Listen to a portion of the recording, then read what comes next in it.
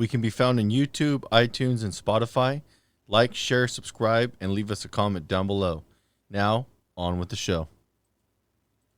Okay. We'll do it live. Fucking thing. No. We'll do it live. Fuck it. Death Holler is a horror cast created by two true horror fans to bring to the table your favorite horror films. Topics include, but are not limited to, historical horror, gore, the occult, and terror. Listener discretion is advised. Our Father, who art in heaven, hallowed be thy name. Thy kingdom come, thy will be done, on earth as it is in heaven. Give us this day our daily bread. And forgive us our trespasses. As we forgive those who trespass against us. Lead us not into temptation. Deliver us from evil. Deliver us from evil. Okay, so what have you watched since the last time we talked? Because I'm pretty sure that I talked to you about this, but you'd mentioned something about the show Evil that had just popped up on Netflix. So did you watch any more of that past the pilot, or what's going on with that one? No, actually, I watched pretty much just the pilot episode, and I've been meaning to watch more, but actually I've been watching anime. So, and then with all the preparations, for Halloween and transitioning from Halloween to Halloween Christmas, kept me quite busy. And then, I've been lagging on the movies. What about you? Well, I've not really watched many movies that I can say. I did watch, like I told you, the 1984 American Horror Story, which... I know you say that you kind of tried to watch that when it first came out and kind of fell out with it, but I think that's because when you watch the show, like the first 3 or 4 episodes are a straight up like slasher, like throwback to like the Jason movies and that sort of thing, but it goes way beyond that if you keep up with it. I mean, they throw in the kitchen sink with it. You've got this devil worshipping serial killer that actually gets brought back from the dead at one point. There's a lot of people it does, and that's a whole other thing with it, but I don't know, it just throws a lot in there, and I really liked how it ended up. I mean, it's probably one of their best seasons, and that's saying a whole lot because I've really only liked about 2 or 3 of them, to be honest. I liked Murder House, which was the first season. I liked Asylum. It was okay. I mean, I know a lot of people loved it, but I just thought it was all right. It got a little weird toward the end, I thought. And then I liked Coven well enough. And after that, I kind of dropped off with it. But I feel like 1984 was pretty good. I mean, I really enjoyed it. Yeah, I mean, you got to appreciate, the starter one, which was Murder House. And then them bringing that back in the Coven season a little bit. They usually kind of always fall back a little bit to the Murder House. How could you not? It was pretty much iconic when it comes to, American Horror Story. I only made it past, in terms of 1984, I only made it past maybe, I think the first 2-3 episodes is what I watched. And then I was like, I just wasn't feeling it. And I know sometimes you got to get over those humps. So I'm sure if I watched it again, I probably would thoroughly enjoy it. I will say, watching the first 3 episodes, you get better thrills and better horror, or I do, watching my son play Friday the 13th. I mean, it is pure comedy and pure campy horror. And I was like, well, you kind of got a better plot line here. You got people that have absolutely no idea what they're doing, definitely not working together to get out of here alive. So it was very amazing. So I watched a lot of that, actually. Well, I mean, that's something related to it, at least. I will say that I did watch the rest of Hellstrom, because I think I might have mentioned it on the last episode that that I was watching, the pilot at least of it. That show really dropped off for me. I don't know. It was all right for a while, but I just felt like it was, I don't know. I just didn't care for it after about the 5th or 6th episode. It kind of just kind of, I mean, it's stuff I'd seen before. I don't know how to really describe it. It was just kind of in the background, and I was like, all right, I'm going to finish it out just to, just completionist sake, but that was about it. I couldn't really stick with it. That's actually kind of sad to hear because I've been hearing people talk nonstop about it, especially on Rain Man. I don't know which series they're doing that under. The Blood Rave, and I did listen to that, and the last one I listened to, they were up to episode 4, but I don't think they got up to like 5 or 6, and they said that that's where the internet had kind of like, started dropping the ratings on it quite a bit, and I don't know. I mean, I was with it for the first, 3 or 4, and then after that, I don't know. The lore was cool, but I just felt like, I don't know, I must not have been in the mood for it because it was just like the characters were a little too self-serious. I mean, it didn't have that playful charm that the first episode had to it. I mean, where the main character, Hellstrom, the brother Hellstrom, he was kind of joking around and all that. It kind of fell off and it became like super serious, and I don't know, it's probably just not what I was looking for at the time. Yeah, I think we have pretty high expectations, and if it's going to drop that easily, that's not going to hold our attention for very long. But I'm sensing a presence among us. Yeah, it seems like we have some visitors, so cue the music. I'll cue the music.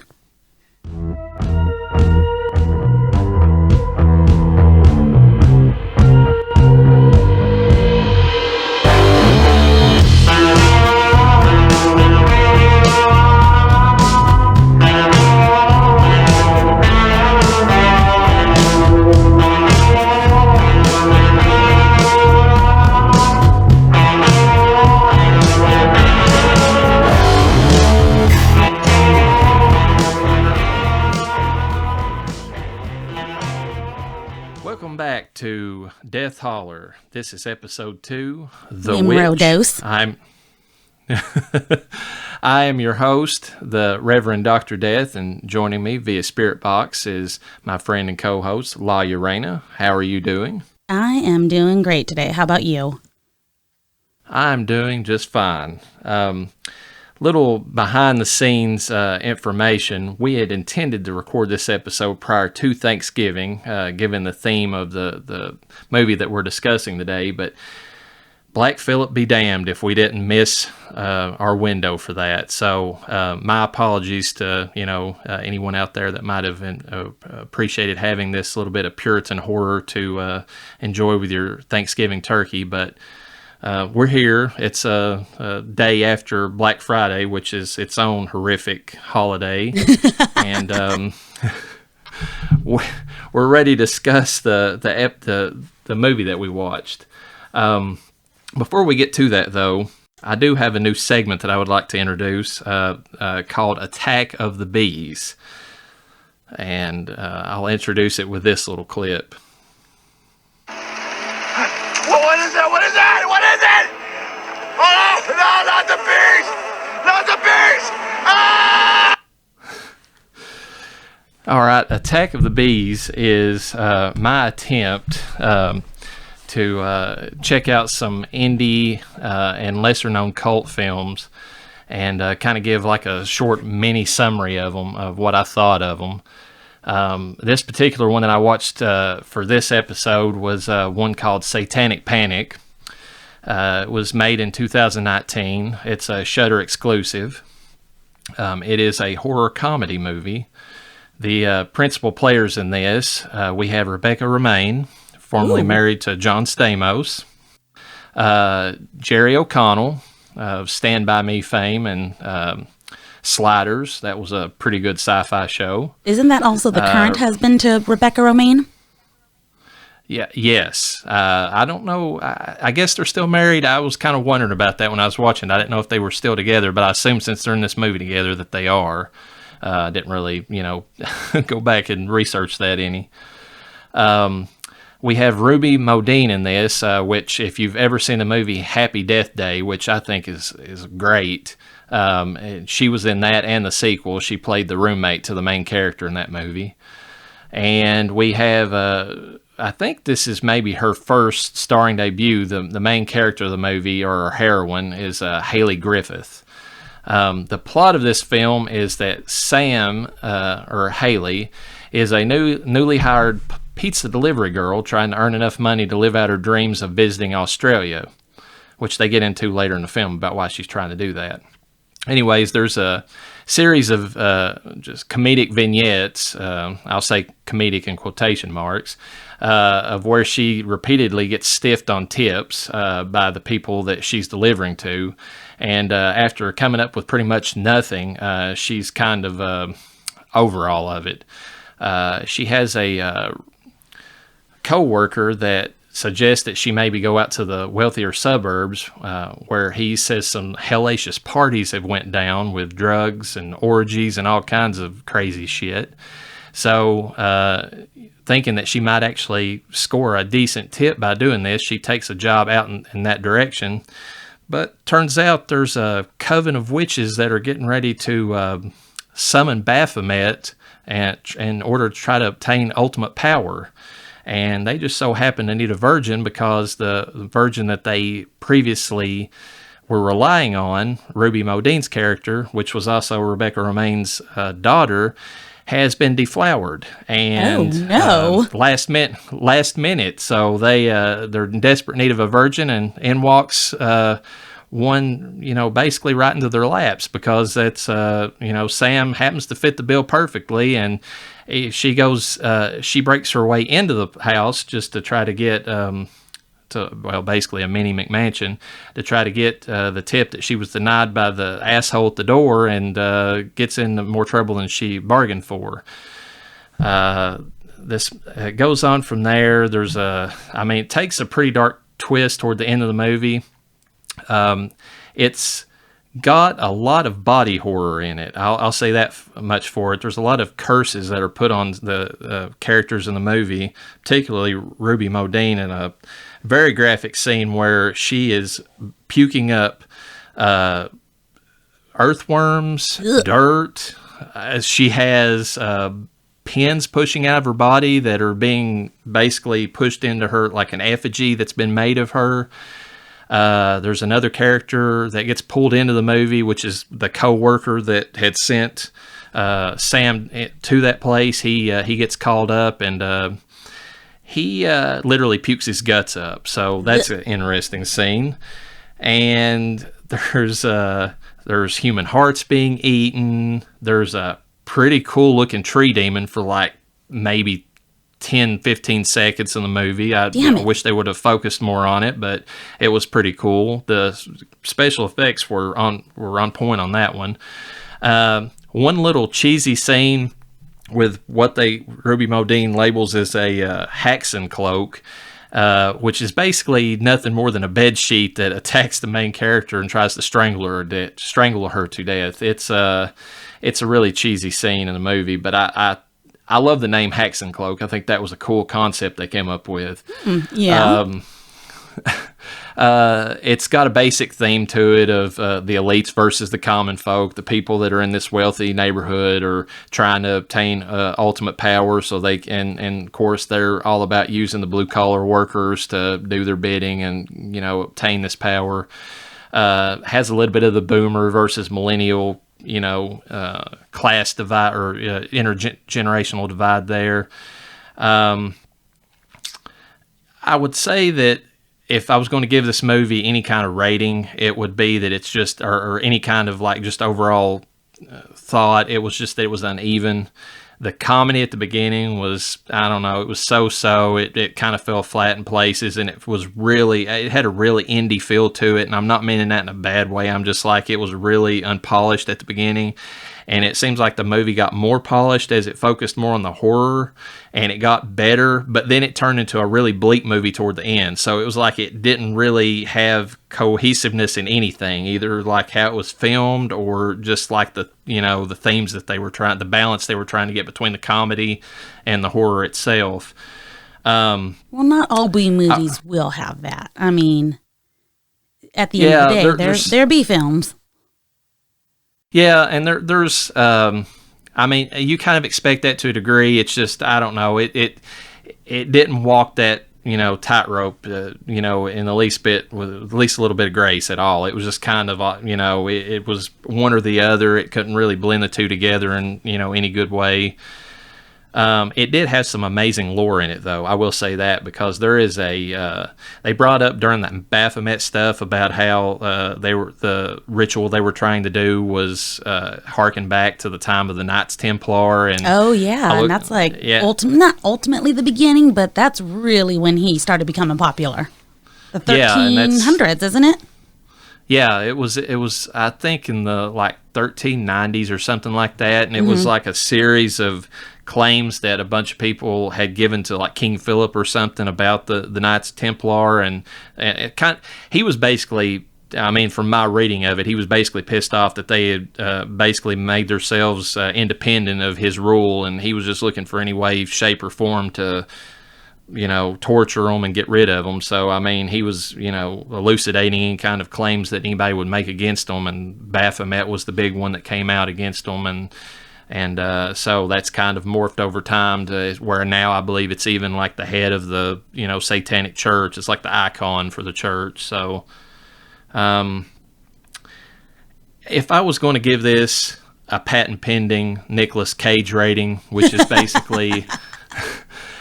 How is it a movie that's so bad it's good, or just got such crazy acting going on that you just can't, not watch it? Or is it just, just one of those movies that's, it's watchable, but it's really not. It's too out there to be, really something that you want to get into. If I was going to give it a Nicolas Cage rating, I would rate this probably Ghost Rider. It's not a bad movie, but it's not a movie that I'm dying to see a lot. It's not one of the better Nicolas Cage movies, if you get my, drift on that. Are you glad you watched it? I did enjoy it. It's just like, Ghost Rider itself. It's not one of those movies that I really hated. It's, there was enjoyable things to it. Some of the humor was good. I love the lore in it, the horror scenes, the gore scenes. If you're a gore hound, especially the scenes where she's puking up the worms. They really did a good job with that. It's just that B movies are really good for that.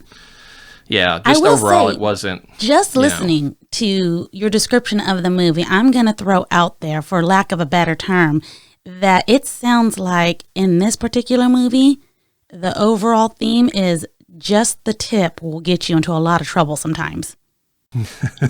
Would you agree? That would be basically, and if they would have put that in the movie, I think that would have made it even better if they would have mentioned that, which they might have. There was a lot of sexual related humor in the movie, especially toward the end. Baphomet is a pretty horny demon. I'll just put it that way. That is literally his only reason in this movie to even entertain the thoughts of this coven. So just throwing that out there. There was a lot of that going on. So, but again, it was a decent watch. It's worth checking out. It's not going to be one of those diamonds in the rough or anything like that. Yeah, unfortunately. Now, before we get to the movie, I do have some news items that I would like to bring up, and you can chime in on this, your thoughts on these, LlaReyna. But the first one I have is that and these are all from Bloody Disgusting is where I get these at, but I noticed that it said that Phil Lord and Chris Miller are making an untitled Universal Monster movie with Channing Tatum as the star. Oh, no. Now, I don't know if you remember, you being a Star Wars fan that you are, but Phil Lord and Chris Miller, I'm pretty sure, are the people who were in charge of making the Solo movie before it was yanked out from their hands and given to Ron Howard. You know what? No, I can't remember. I can see it. I just Googled them right now. So yes, that did come up. So you're not wrong. I just don't remember that. They're known for the Lego movie. That's their biggest thing. Yeah, that is their, that I know. But they're very big into, and 21 Jump Street, which is actually, I thought was enjoyable. I got to put that out there. But they're really big into improv. They don't believe in writing scripts. I believe that was the biggest reason why they had issues filming Solo, was because they expected everybody to just riff and do these improvs, and it just didn't work out for them. And that's not a Star Wars film at all.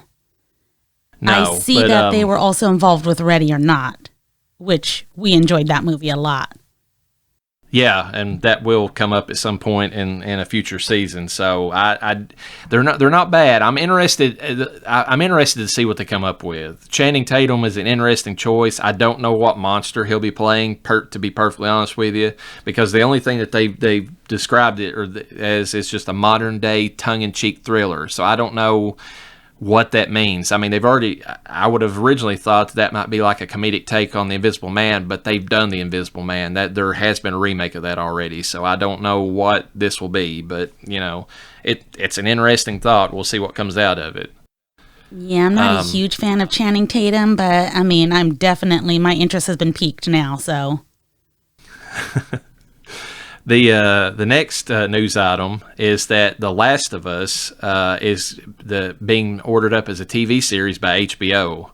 Now, for those that don't know, The Last of Us is an amazing video game that was exclusive to the PlayStation. And it's definitely in the zombie genre. This one's a little bit different. It goes on the whole idea about that there's a fungus, a real-life fungus out there that whenever it infects, like, I believe it's ants and some other insects, that it actually controls how they think, and it makes them like hyper aggressive to the point that they will, kill themselves in order to basically spread the spores. Well, the idea of the video game is that, what if this mutated and it could affect humans? And then you get like basically this society that's just, these crazed mold infected humans or whatever. They're just going around killing anything that moves. The game is just amazing. It's one of the best stories I've ever experienced in a video game. And they're actually getting Neil Druckmann, the game creator and writer, on board to co-write and produce the TV show. So I have a really, really high expectation that this thing's going to be amazing. Interesting. Yeah, you know what? I gotta switch it up a little bit. Have you seen the movie Love and Monsters? I have not. It's a very recent film. It's 2020, and although it's not exactly kind of what you're describing, where it's this mold that's turning people into zombies, it is some kind of I don't want to give it away. We'll say something similar that causes really weird, monstrous insects, and it's like an apocalypse film, but it's just, instead of zombies, it's monstrous insects and amphibians and things like that. It's really badass. A comedy horror film. So, along with what you're discussing, I think that's another one we could give a shout out to as well. That sounds pretty good. I'll have to check that one out. I hadn't even heard of it, to be perfectly honest with you. So, but yeah, the rest of us kind of sounds like interesting with the whole mold and everything and whatever. It sounds very similar to Left 4 Dead too. It's. I mean, it might be in the same vein, but this one, and it's mostly. It's the characters in the game that really sell it, because you got Joel, who is this. He loses his family at the beginning of this whole thing. He tries to escape with them. Something happens, and he loses his wife and his child, and he's gone on for years, kind of like working. He's basically been a bad guy for like years, like doing just the scummiest things to get by and all that. But he meets up with Ellie, and she's this young girl that is purported to have the cure for the plague, or that's affecting everybody. And he is, told that he has to get her to a certain place in order to, basically, I can't really remember the exact details, but it's either to pay off his debts or, to basically make good on, with the different factions out there that he's basically pissed off. And along the way, he basically finds his heart again, in the process of trying to take care of this young girl. So, I really look forward to seeing that aspect of the game made into a live action TV series. Yeah, definitely. The last thing that I want to bring up under the news before we get to the movie review discussion is that there is a new movie coming out. It didn't really give a date on it, but it's hopefully within the next year, called Black Friday. Ooh. And it is a sci-fi horror film set during the yearly shopping frenzy, and it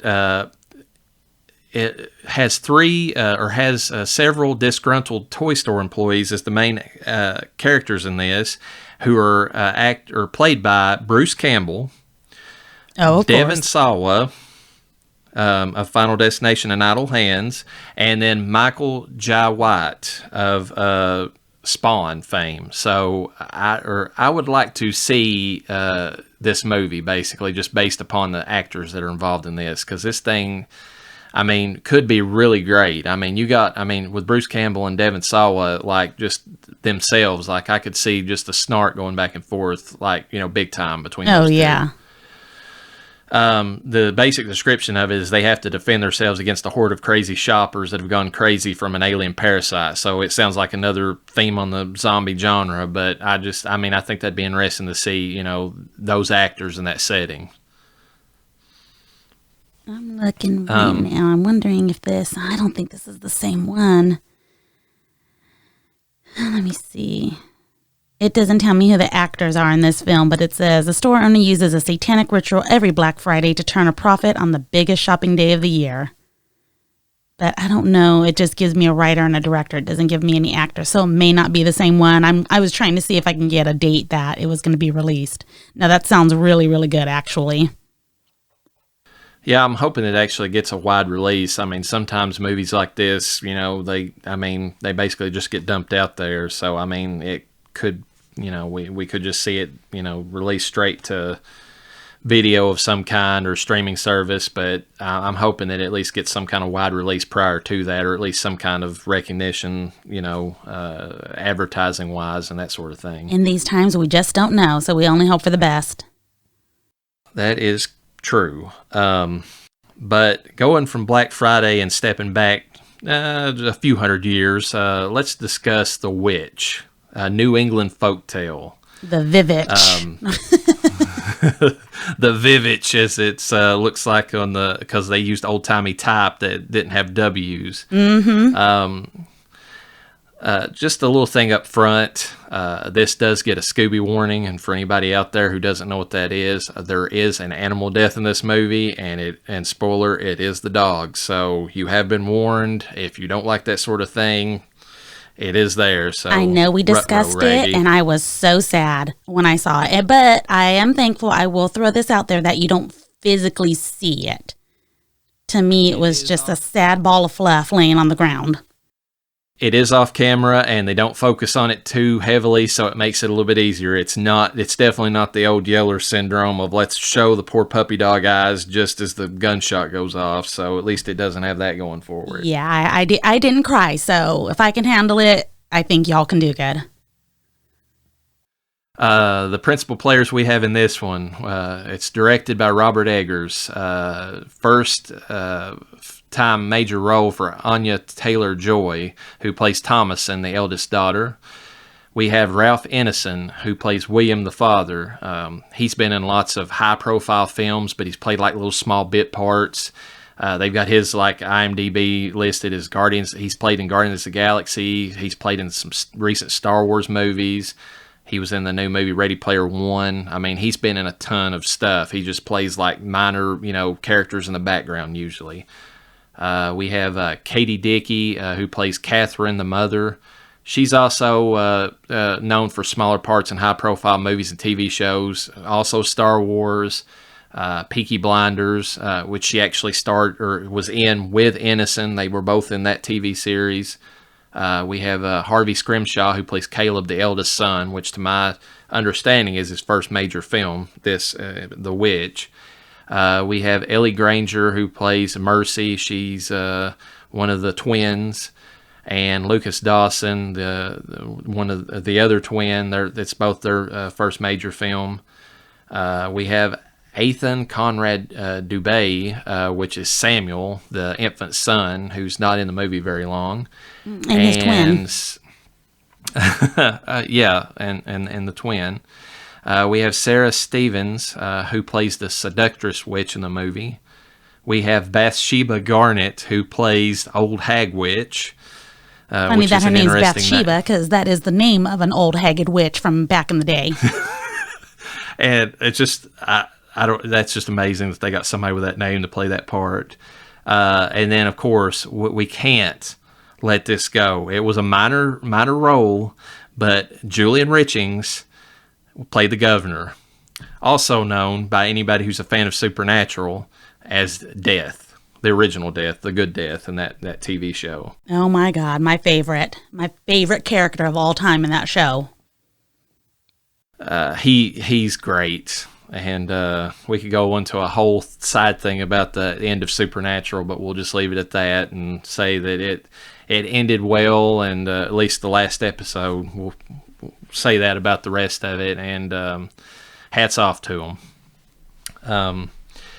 The plot of this movie is basically the family is excommunicated and exiled after William asserts that the colony or plantation has strayed from the Word of God.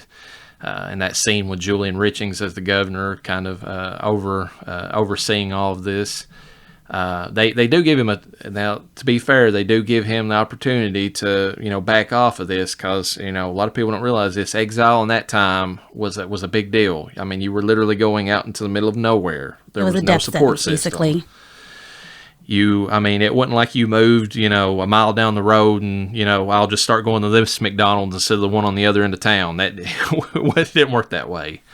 There was basically, after they're exiled, they think that they've found the land that God has promised them, but things happen that prove that was not the case. A series of misfortunes meet the family. And it starts out with the corn rotting, possibly with ergot. That was the assumption, and we'll get into that a little bit later. The traps are continually empty whenever William is trying to hunt for some kind of food to feed his family. There's never anything on the traps. The land is barren, basically. Yeah, there's just nothing there. Their chickens are hatching eggs that have like half-formed chicks inside of them, totally useless to eat. You can't even eat the eggs. And of course, the goats are giving bloody milk. I mean, come on, they're just getting hit from all sides. I mean, so many bad omens. And it just keeps getting worse from there. I mean, shortly into the film, you got Samuel disappearing. Right off the bat, you got babies going bye-bye. Babies going bye-bye, which triggers the mom to go into, just hysteria after that point. William goes out with his son into the woods trying to hunt for their food. He ends up injuring himself whenever he tries to, shoot at a hare that they see in the woods, or a rabbit. Very mysterious hare that shows up quite often. It shows up conveniently whenever bad things are happening to people, and we'll get into that too. You have Thomason falling from a horse later on whenever they go back into the woods, her and Caleb. Caleb, of course, during that time gets lost in the woods. Poor Fowler dies, rut-row raggy. There was your warning about the poor family pet dying. Caleb eventually returns, but he's in a completely catatonic state after he barely makes his way back, naked, completely just out of it. The twins end up disappearing a little bit later on in the film, after the father thinks that he can separate them and maybe put God back in them, or whatever his intention was, kind of separate them from the mother and himself. They're gone, and I don't think it ever really says what happens to them. The remaining goats get slaughtered. I mean, that, when they go out, when the father comes outside and he sees that, of course, shortly after that, the father's killed by Black Phillip, which we'll get into. He was the horrific black goat that might be the main cause of most of their troubles. And of course, at the end of the movie, you've got Catherine attacking her own daughter right before she's killed, in self-defense. But I mean, she, that kind of puts the end to the family at that point. I guess before we go any farther and kind of discuss some of these things as far as like the supernatural elements, is there anything that you have that you came up with a history of like witchcraft and just general any kind of thing related to Puritan beliefs on witchcraft? Yeah, actually, Reverend Dr. Death, I do. I've broken it down just a little bit just so we can, get to the meat and potatoes of the story. But as we know, this period piece was basically set in the 1630s. To be exact, actually, I think it was 1630. And this was around the time, maybe prior to that, you had people migrating from England to New England, or quotation mark, early America. They didn't specifically say Puritans, but it's pretty obvious that we're dealing with Puritans. Oh, yeah. I mean, down to the dress and everything else. I mean, and the religious beliefs. I mean, that's pretty much what they were. Well, they do get mistaken as pilgrims sometimes, too, and they were actually different in the fact that Puritans primarily were members of kind of like a religious reform. Puritanism began in the Church of England in the late 16th century, but they believed that the Church of England and the Roman Catholic Church were basically the same thing and thought that maybe those churches should eliminate ceremonies and practices that did not fit or come from the Bible. So maybe they weren't rooted in the Bible. I mean, for example, we know Catholics, we're big on our idols, our ceremonies, our practices, the look of the church. Everything is kind of extravagant, all the way down to even what the priests and bishops wear, their vestments. And if you watch period pieces that have the Church of England, any kind of ceremony, be it a wedding ceremony or just some kind of holiday, they were extravagant as well. Puritans, they basically wanted to be modest at best. No flashy ceremonies, no fancy clothes, no idols, not even enjoying certain luxuries like material items, food, and human desires. Make of that what you will. I think I read it. I think I read at one point they even banned Christmas, or at least the celebration of it. It was like, what we consider the current traditions that goes behind it. They just saw it as too frivolous and kind of took away from the meaning of the holiday in their opinion, which is to celebrate the birth of Christ. So they put a moratorium on even that. I mean, they were just brass tacks. It's like if it, we're just here to thank and worship God, and we don't want none of your flashy gold and any of your brightly colored vestments or anything like that. It's just live a plain life and pretty terrible life in my opinion, but to each their own. I could see how maybe not being materialistic so much or anything, but to not be able to enjoy things that you're allowed to enjoy, like delicious food, or again human desires. Like you can't even dance. That was one thing that they veered away from. They thought that everything was revolved around the devil. Well, that's the devil's activity. That's the devil likes that kind of food. The devil makes you want things you can't have or shouldn't have. And that was their claim to fame, was fear. They used fear in everything. Their complete way of living, how they grew crops, how they lived their life, how before they went to bed, their beliefs, everything revolved around fear. And anything pretty much that you enjoyed was ultimately your one-way ticket to hell. So in their laws, they had, there's a book. I didn't go deep into it, but I'll just break this down because it's pretty funny. Some of their biggest sins in order, okay?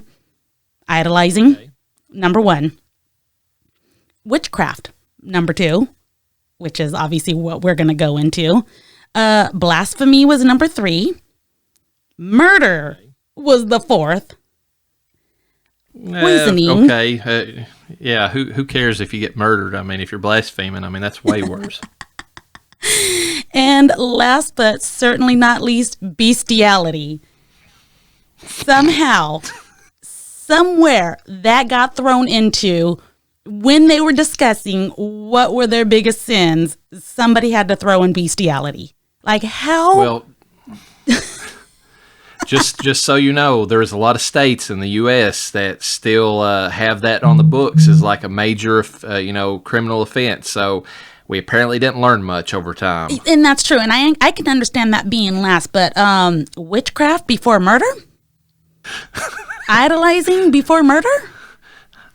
the only thing that I can think of to give them, I mean, we think it's, it's obviously funny when you think back on it, but they really didn't care about the mortal life. I mean, they were all about preparing themselves for eternity, and both of those previous things you mentioned when you look at that list damn you for eternity. So to them, they were a lot more grievous, things to do, because they, who cares if you die? You're going to die anyways on Earth. Whatever bad things are going to happen to you, but those other things, they're going to keep you out of heaven. So I mean, I could, it's crazy to think about, but I could see why in their priorities, considering they were more about the eternal, that was worse.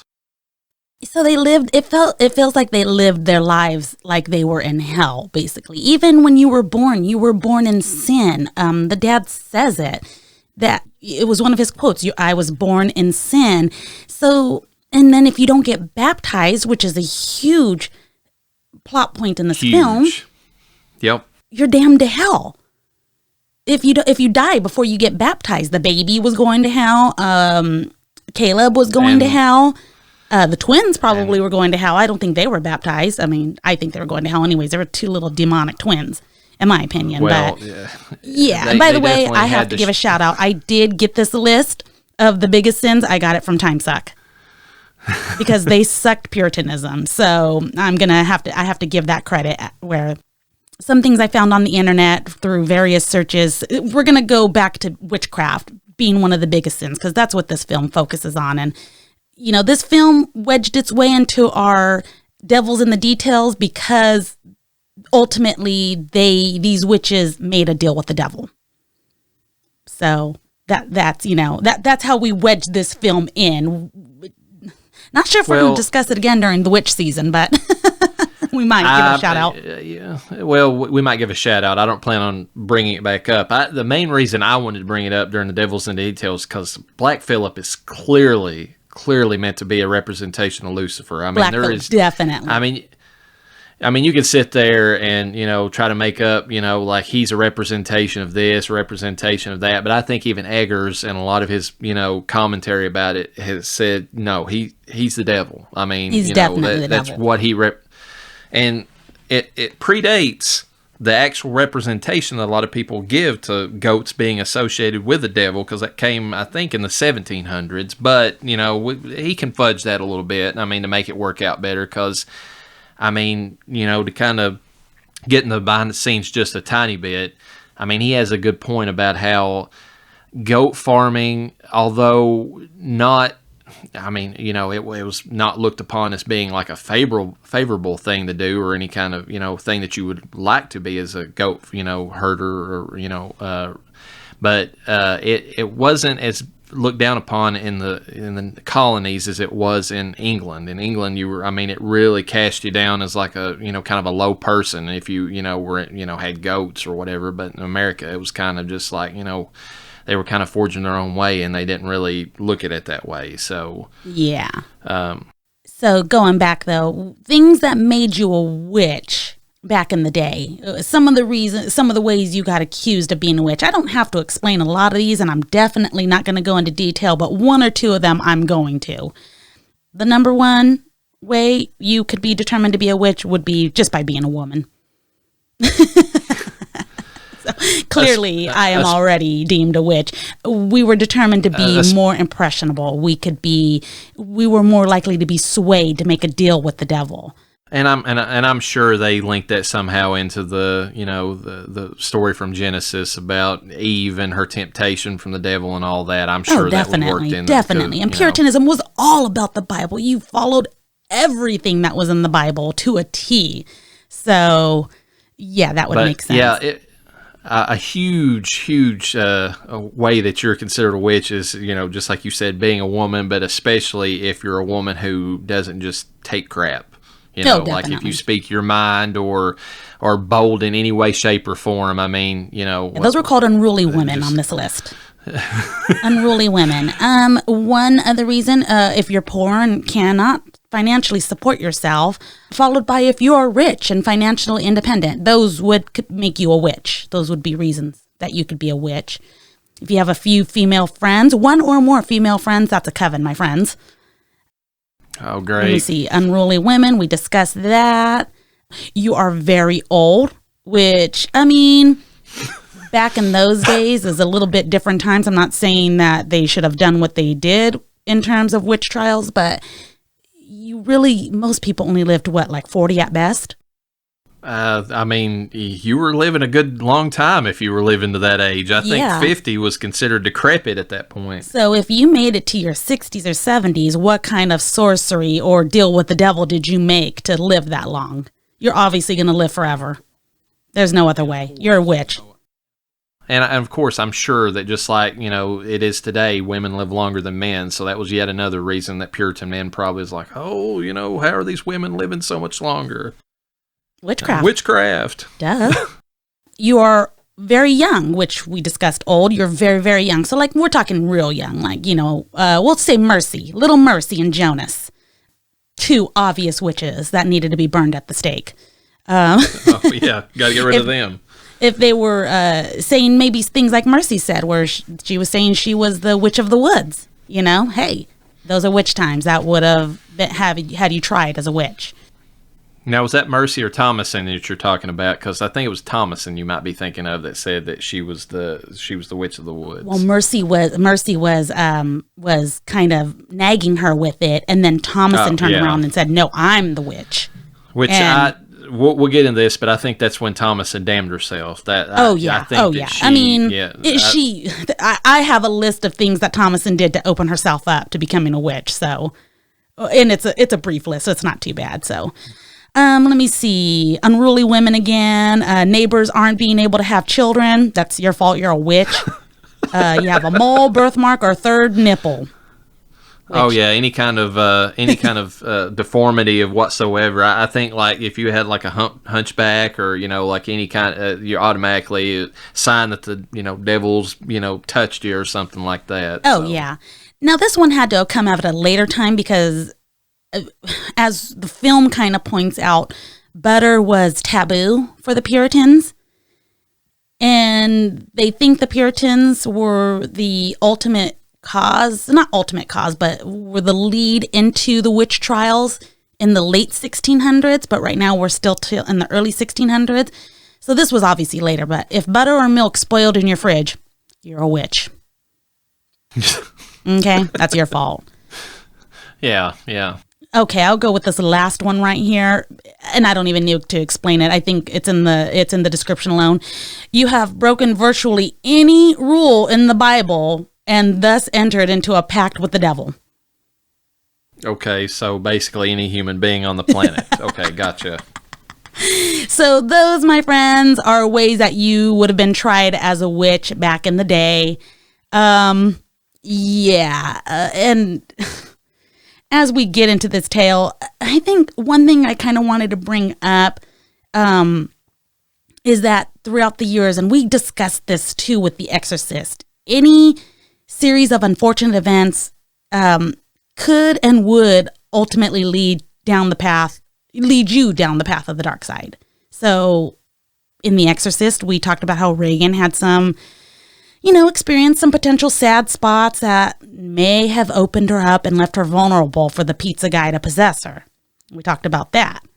And in The Witch, and I know we'll discuss this into detail, I think it starts right at the beginning. They get banished out of their community. That was fucking hard. You could see it on Thomason's face, losing baby Samuel. Yep. What you said, it was on my list, scaring Mercy by telling her she's the witch. Oh yeah, that I just shook my head whenever I was watching. I was like, no, that is the point where you basically get railroaded into the that whole mentality that you're the witch, you're the cause of all this. Oh, big time! And then on top of that, there's even more that happens. Let me see. Thomason hears her parents discussing basically getting her married off or leaving the family.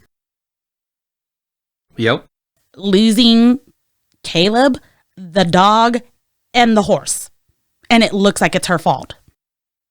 Well, and she's also, if you'll notice in the movie, she's the one that always notices the things that are going on around the home that are maybe not as obvious. Like she's the one that finds the chicken eggs with the half-formed chicks inside. She's the one that finds the bloody milk. I mean, I think Mercy even points that out. Oh yeah, she lied. She there was blood in the milk, and it's always around her. But I think that's by design, and we can get into this here in a minute. But I think that Black Phillip was basically targeting her, seeing that she had maybe a crisis of faith, and that just big time. Her of all the people in the household would best fit his what he desired to create in a witch, basically. Oh, big time. I was watching another movie where it's basically, oh my God, you're gonna laugh, Christmas Chronicles Part 2. Oh Lord, I've not seen that yet. I'm not gonna spoil, but there's basically a crisis of faith that leads down trouble road. So that's all I'm going to say about that. But I mean, that's just how, that's how these films kick off, basically. Not even films. That's just in general how lore kicks off. Hey, you're having a bad time. Let me help you. And actually, that's perfect. I'm glad you said that about Black Phillip, because that leads right in to Black Phillip, the rabbit and the devil, and how they tie into this story and basically tie the lore into the story. Like you said, there really was no ties to the goat and the devil yet, at least not in these times. That came later on. Baphomet existed, and Baphomet goes pretty far back. The name was used for a long time. I don't feel like he got the goat face until later on after the witch trials. Yeah, it was later on. And the funny thing about Baphomet is, in my reading about this, small though it was, is that it was actually a bastardization of Muhammad. Oh, shit. Take that as you will. Yeah. That can go down many paths. Yeah. But I think Black Phillip, while I think Black Phillip's face is freaking adorable, and even though I know that may tie him to the devil, I can't help it. I think he's an adorable goat.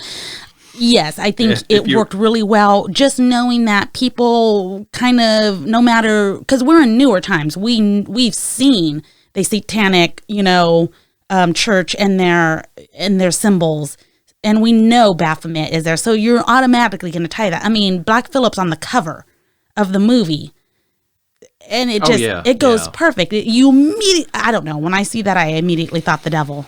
So that's that. And I mean, and you're always curious, because he's kind of off in the background in a lot of scenes, and he's kind of watching as all this goes on, and it's interesting to see that played out in the movie. I mean, it's not overt, which is great. I mean, it's just like you would imagine, like Lucifer to be. He's just kind of in the background, just kind of like sowing the seeds of discontent and kind of like mistrust is out there, and kind of playing into all that.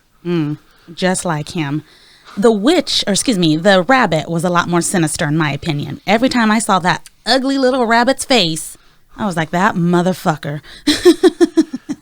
The rabbit I think is interesting, because, and we can discuss this quite a bit too, but I feel like there's a lot of fairy tale symbolism in this movie. I mean, it even goes back to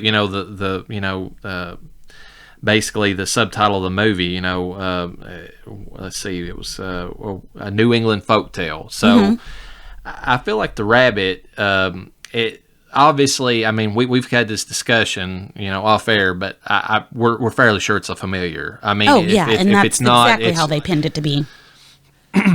If it's not a familiar, it's one of the witches who's changed form. I mean, because there was some of that in the folklore too. But I feel like it was more of a familiar, because it appeared, obviously it was tempting William and Caleb in the woods, and that provoked William to have the injury to his eye whenever he tried to shoot the flintlock rifle.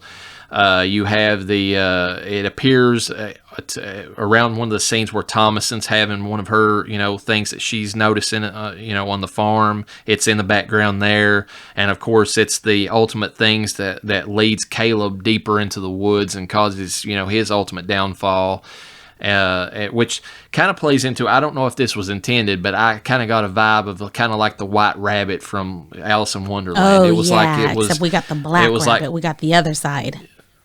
Yeah, it was like, Caleb was like chasing this white rabbit down into the rabbit hole and, came out into this, it wasn't Wonderland. It was the complete opposite of that. But, I kind of got that vibe from it. I don't know if that was intended, but I kind of got that from the scene. No, that's a good way of looking at it. I will tell you the history behind that is that, common folklore says that witches preferred rabbits because they're fast, they're quick, they're witty, which is funny because more or less now you see black cats being used, quotation mark, as familiars. But I thought it was genius that he used a rabbit because cats are just they're so easy. And really, how many cats were around this time? Well, yeah, we hadn't brought them in mass over, or they hadn't been brought over into the colonies at that point, like the way that we think of them now. It's a much better fit for the setting. I also think that, and Eggers is smart about how he did a lot of this stuff. He brings up in some of the behind-the-scenes commentary behind this stuff that the rabbits were also a symbol of fertility, and that was something, and they were initially hated, whenever like the Catholic Church came into England, they were chased off because they were kind of a symbol of the pagan religions at the time. And I believe that might have played into why they became associated with witches especially at the time this movie would have been made. They would have been more so associated with witches than cats because they were all over England at the time, and they were actually idolized and worshipped by the pagans for their fertility properties and all that. That is true. So yeah, witches, rabbits and goats. Common folklore, used as familiars for bidding, spying, basically doing the witch's bidding, which we witnessed that in this film pretty well. Yeah, and even though we're saying that Eggers cheated slightly on the goat reference, he does bring up the fact that, at least at this time, there's like a drawing, I believe it is, or an etching of some kind that shows a witch riding or on the back of a goat. So it's not like they're totally removed, from the, like the witch lore. It's maybe just not as pronounced as it becomes later on with, the Lucifer and the Satanic Church and that sort of thing. Well, and ultimately, at the end of the day, it was a common animal for back in these times. So it's not like it does not make sense. It's not like he's just using it just because goats represent the devil. That just happened to be a great form that the devil could take to access the entire family without being noticed. Yeah. I think it's highly intelligent. I think it's a brilliant move on his behalf to work that in. That's the easiest link for modern audiences to get in there and basically kind of start seeing this as more of a, supernatural tale, because otherwise you could sit there and say, go with the modern thinking, it was the ergot, it was the which we've not really discussed yet, but there's some thought out there that ergot poisoning, that grew on grains and corn and that sort of thing caused hallucinations, and that's what led to some things like the witch trials. It's real easy for a lot of people now to go back and say, it was just the hallucinations due to that, but Eggers really wanted to enforce and put you in the time period that, they were literally scared to death of the devil being everywhere at all times. And if that includes the family goat, then so be it. That he was there, watching over you, getting ready to, basically steal your children away from you, destroy everything that you thought was good and holy. That's why Eggers wanted to work that connection. I believe the connection of the goat in there because modern audiences can already associate the goat with the devil, and then therefore it just works into the tale a little bit easier to kind of say, okay, this is a tale about the devil and and Puritans being basically tempted and destroyed by it, breaking them apart. Easiest way to access them too. It's the easiest way to wedge into there and get them to sign that book. So, getting back into this, we discussed the things that happen to the family, but we've not really discussed the supernatural things that happen to the family. The things that, if you want to go that route, you could say were imagined because they kind of happen off screen. But if you want to, I feel like Eggers intended them to be viewed as a supernatural film. So, the first thing that brings up is when Samuel when he disappears, playing the little peekaboo game with Thomason. There is a very graphic scene shortly thereafter where the hag witch is seen cutting into, it cuts away, thankfully, the camera does before it shows this, but basically cutting into the poor infant, and then later just like mixing up the guts and the blood and just like smearing it all over her body. And a lot of people might not realize this, but Eggers looked into the lore, and witches apparently were not able to fly by their own means. They had to make what were called unguents or ointments to apply to themselves to be able to fly. And apparently, the blood and viscera of an unbaptized infant makes great flying, ointment. It's just a hard scene to watch, though. I mean, it is really. I mean, it's out there. It really paints. A pretty graphic scene. No, definitely. Painting is a great word to describe because that's exactly what she did. She painted herself with that baby's rendered fat and blood. And I can't remember, does it show her? I think it does show her like flying up into the tree line after that. Am I wrong? Or I know they do it at the end of the film, but I was listening to a YouTube fun facts about this movie, and I read about that, and I was watching it, and I don't know what I missed. I wasn't necessarily getting that. I mean, it just looked like her silhouette in the moon, but I don't know if I missed her going up or something. I think, but that's you're supposed to, she's supposed to be flying. That's what's supposed to be happening. Yeah, it was kind of like it was kind of out of focus, so it kind of played with your, ability to kind of really read the scene. But, from what I understood, it was like her basically just, as she cackled, she was like rising up, and there was like, the skyline behind her, and so it was basically symbolizing the fact that, that the blood and the viscera had granted her the ability to fly at that point. Oh, definitely. The next scene that shows like the supernatural element in the movie is with Caleb, and that is the scene where he has followed the rabbit into the woods. He is at the witch's house, which really, really reminded me, going back to the folklore ties, the fairy tale ties, it really reminded me of like Hansel and Gretel. Oh, I'm glad you said that. That's exactly what I was thinking. You got this beautiful, woman with the Red Riding Hood, which also ties back in the folk, the Grimm fairy tales. She's got this bright red riding cloak, which is nobody. If you watch the rest of the film, you'll notice all the rest of the colors are muted. It is only the witch that has the bright, vivid colors, other than maybe like the blood and the other, gore-like scenes. Oh yeah, but it's brilliant compared to everything else.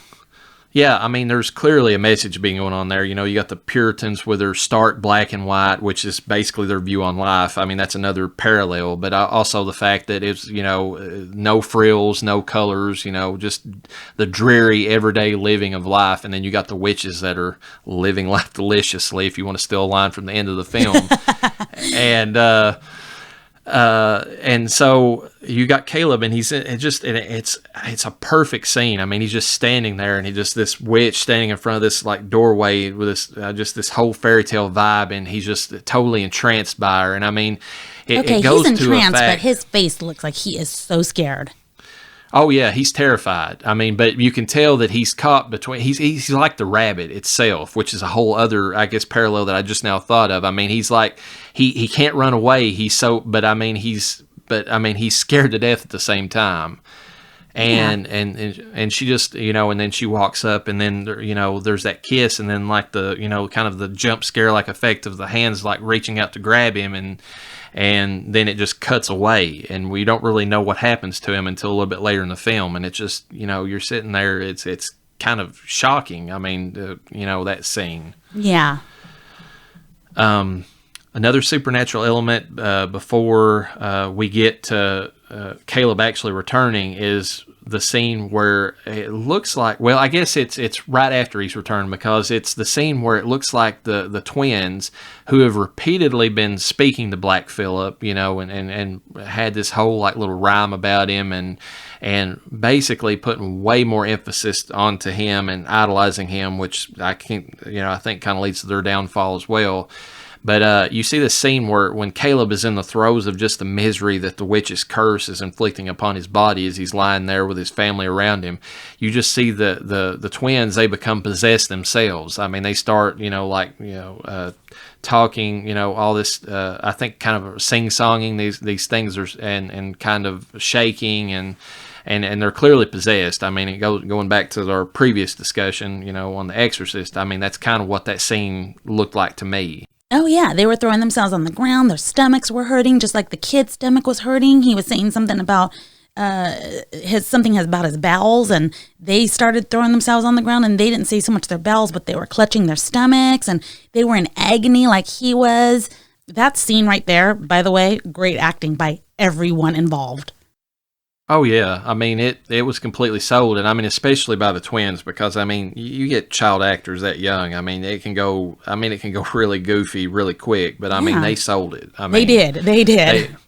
Kudos. And this will get into a discussion of the behind-the-scenes segment here in a little bit, but those twins were clearly, to me, like one of his, like his loving kind of... throwback to The Shining. I mean, Eggers is documented as being a extremely big fan of Kubrick's The Shining, and those creepy twins have to be just kind of like his personification of the twins in the Stanley Hotel. So, well, that, and hold on, I'm going to take it back just one step. The hand that goes around Caleb's back when she's giving him that kiss. Yes, kind of like our lovely Miss, why can't I think her name? Miss Massey? Yes. From Room 237? Yes. Yes, that was definitely a kickback to The Shining.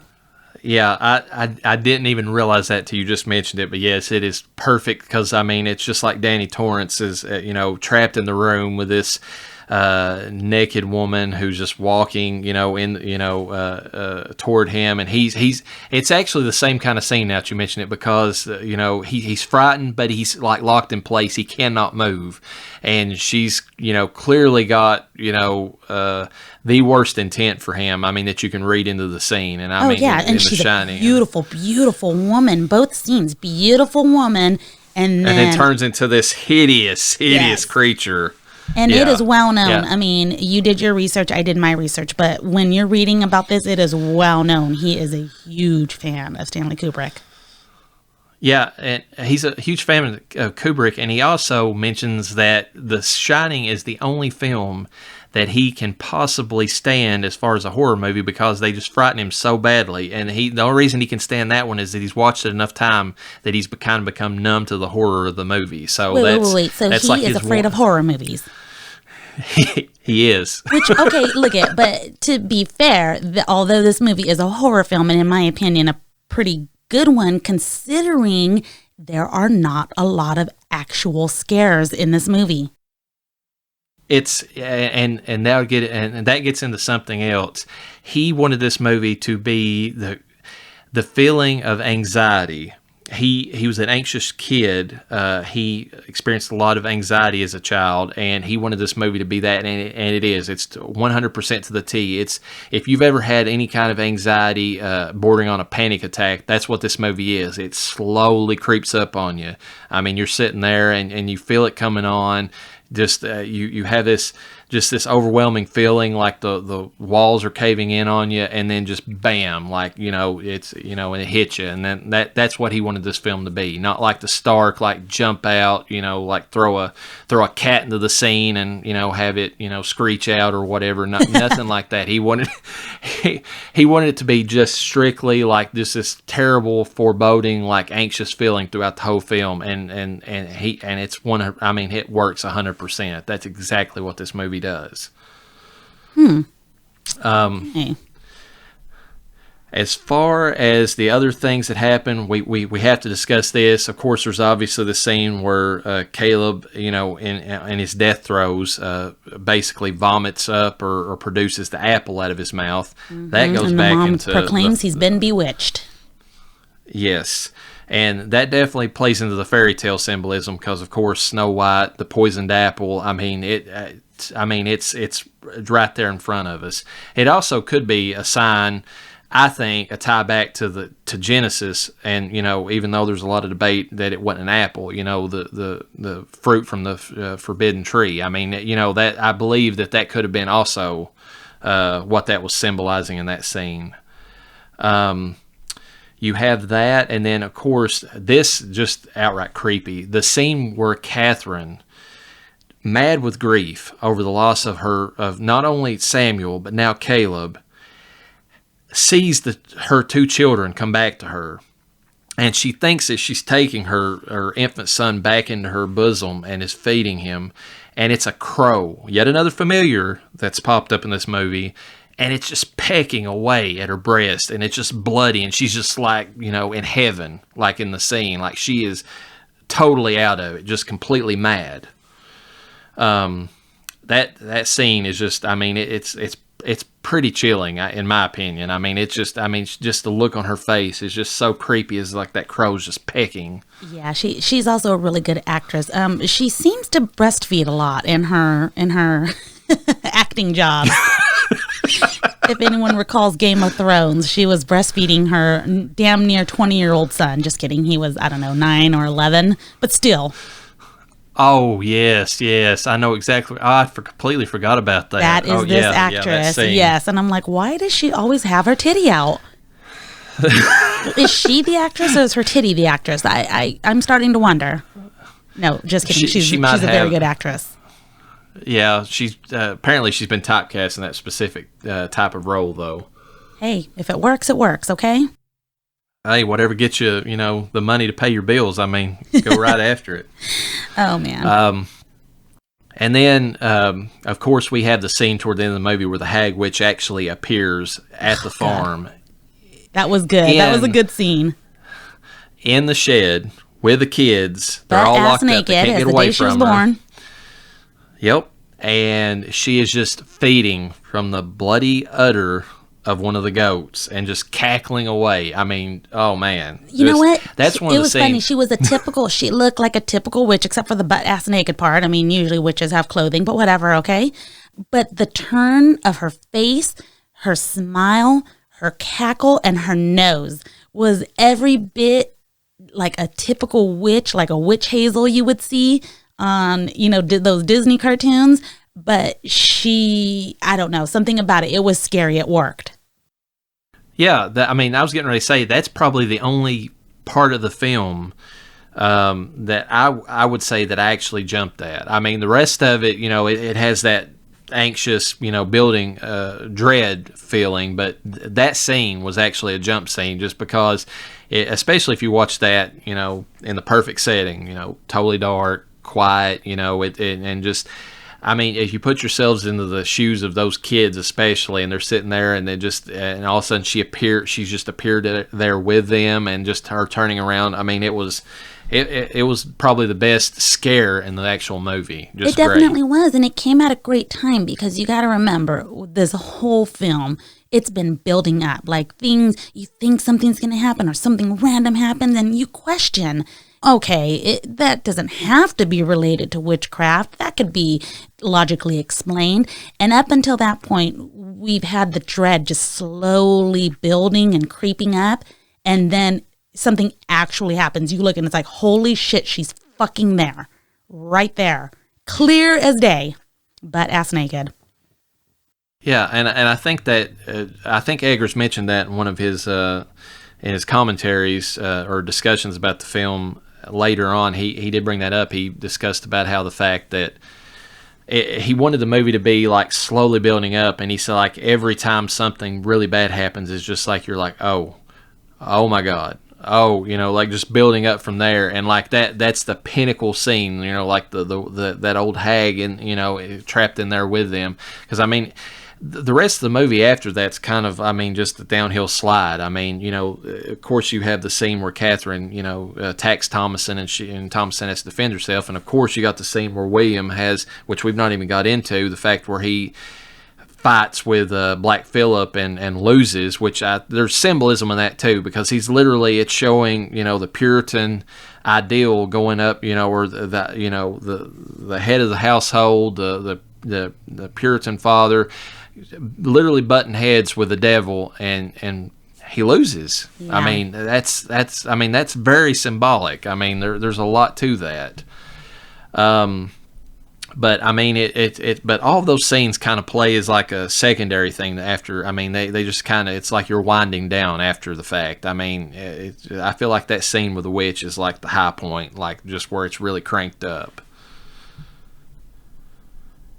And we have, as far as the fairy tale symbolism, the only thing that I haven't discussed yet is that I think it also plays into the whole fairy tale thing, the fact that they claim that Samuel was thought to be abducted by a wolf. There's a lot of grim fairy tales about, wolves, and attacking children, or Little Red Riding Hood, that sort of thing. I thought that was a good play on that. And one more that I forgot about is the fact that they were getting rid of, or in the film where they were discussing making Thomason go live with another family, kind of gave you that Hansel and Gretel vibe too, where the stepmother was discussing with the father, about how we can't feed these children, you've got to get rid of them, do whatever you got to do.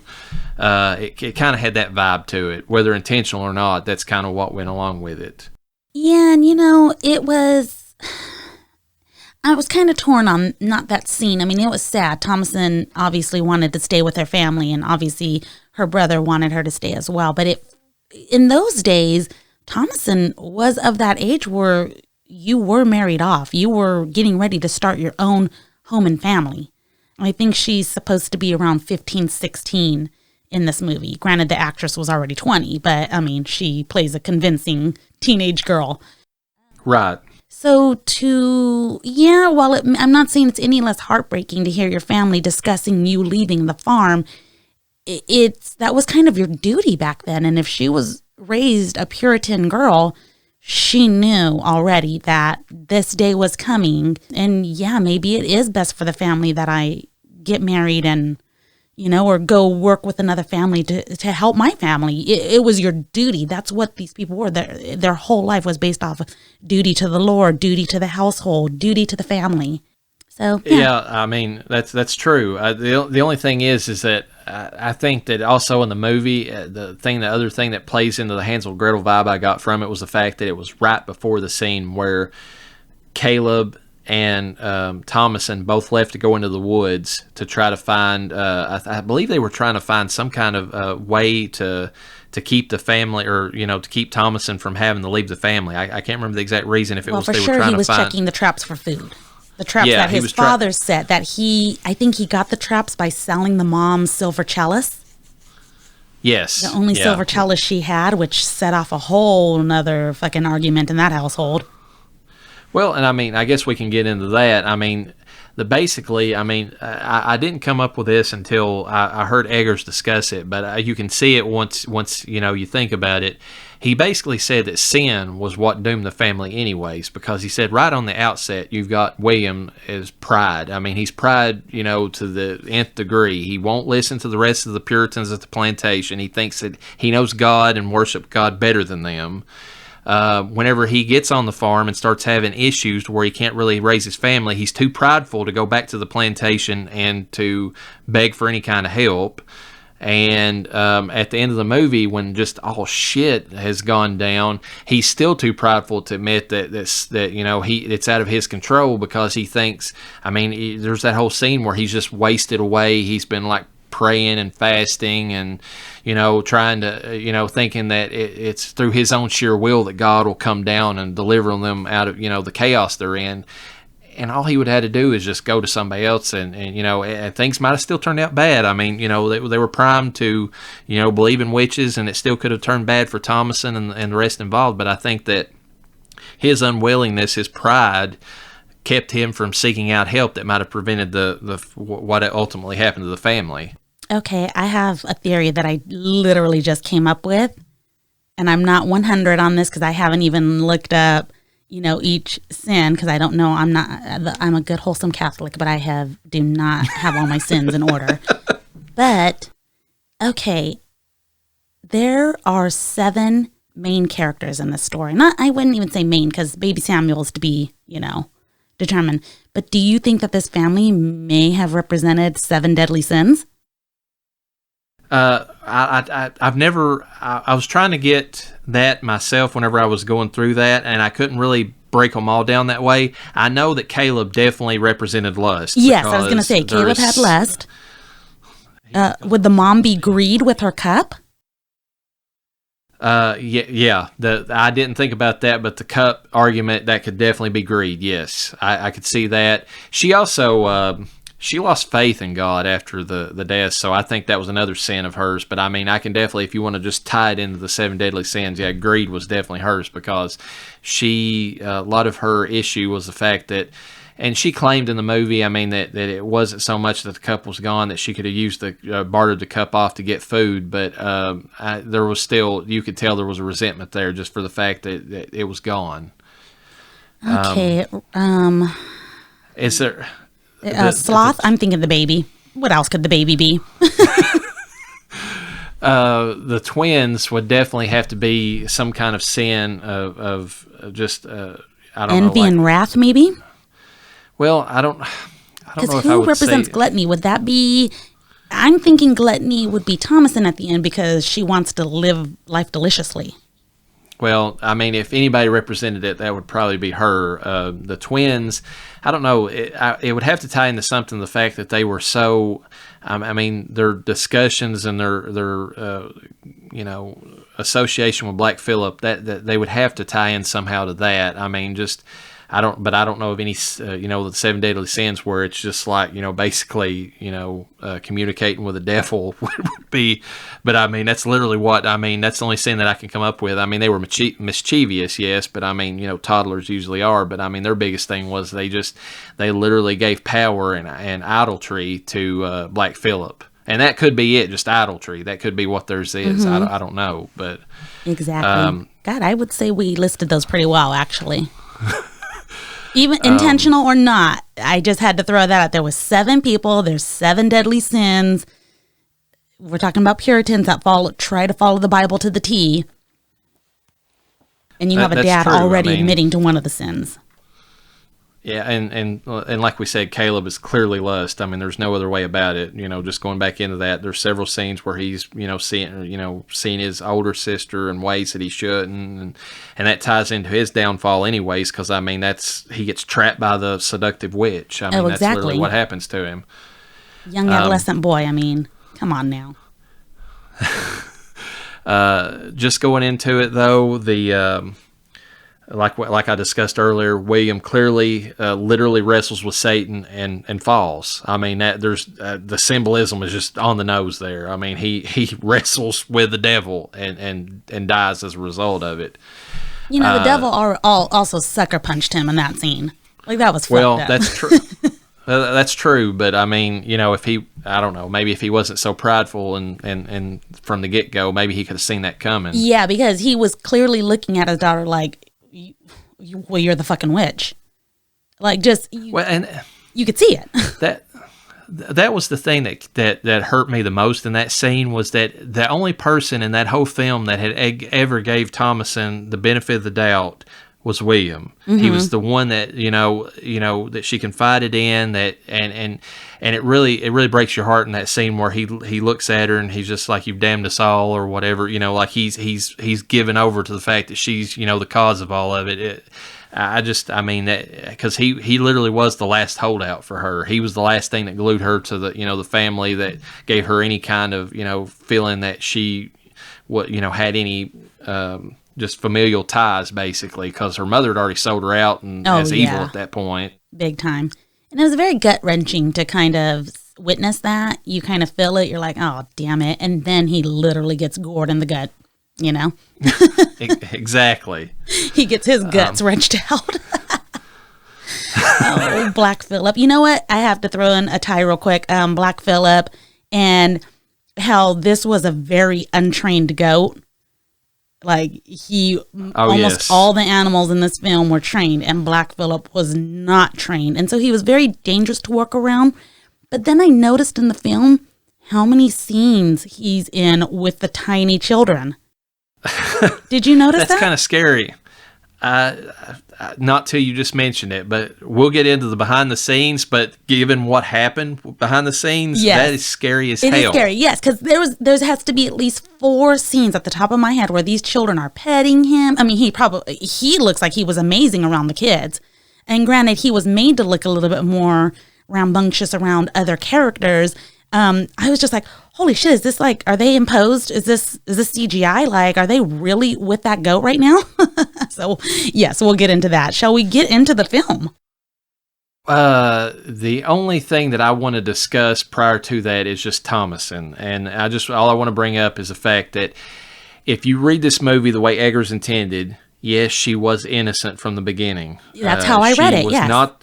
That's the way I read it. I guess some people, kind of viewed her as maybe being the witch that, that she was purported to become. But no, she truly wasn't innocent. She was brought down by everything around her. So, I mean, it's a really tragic tale about what happens to her. But in the end, I don't know if you can really say that it was the worst thing ever, because what life was she living?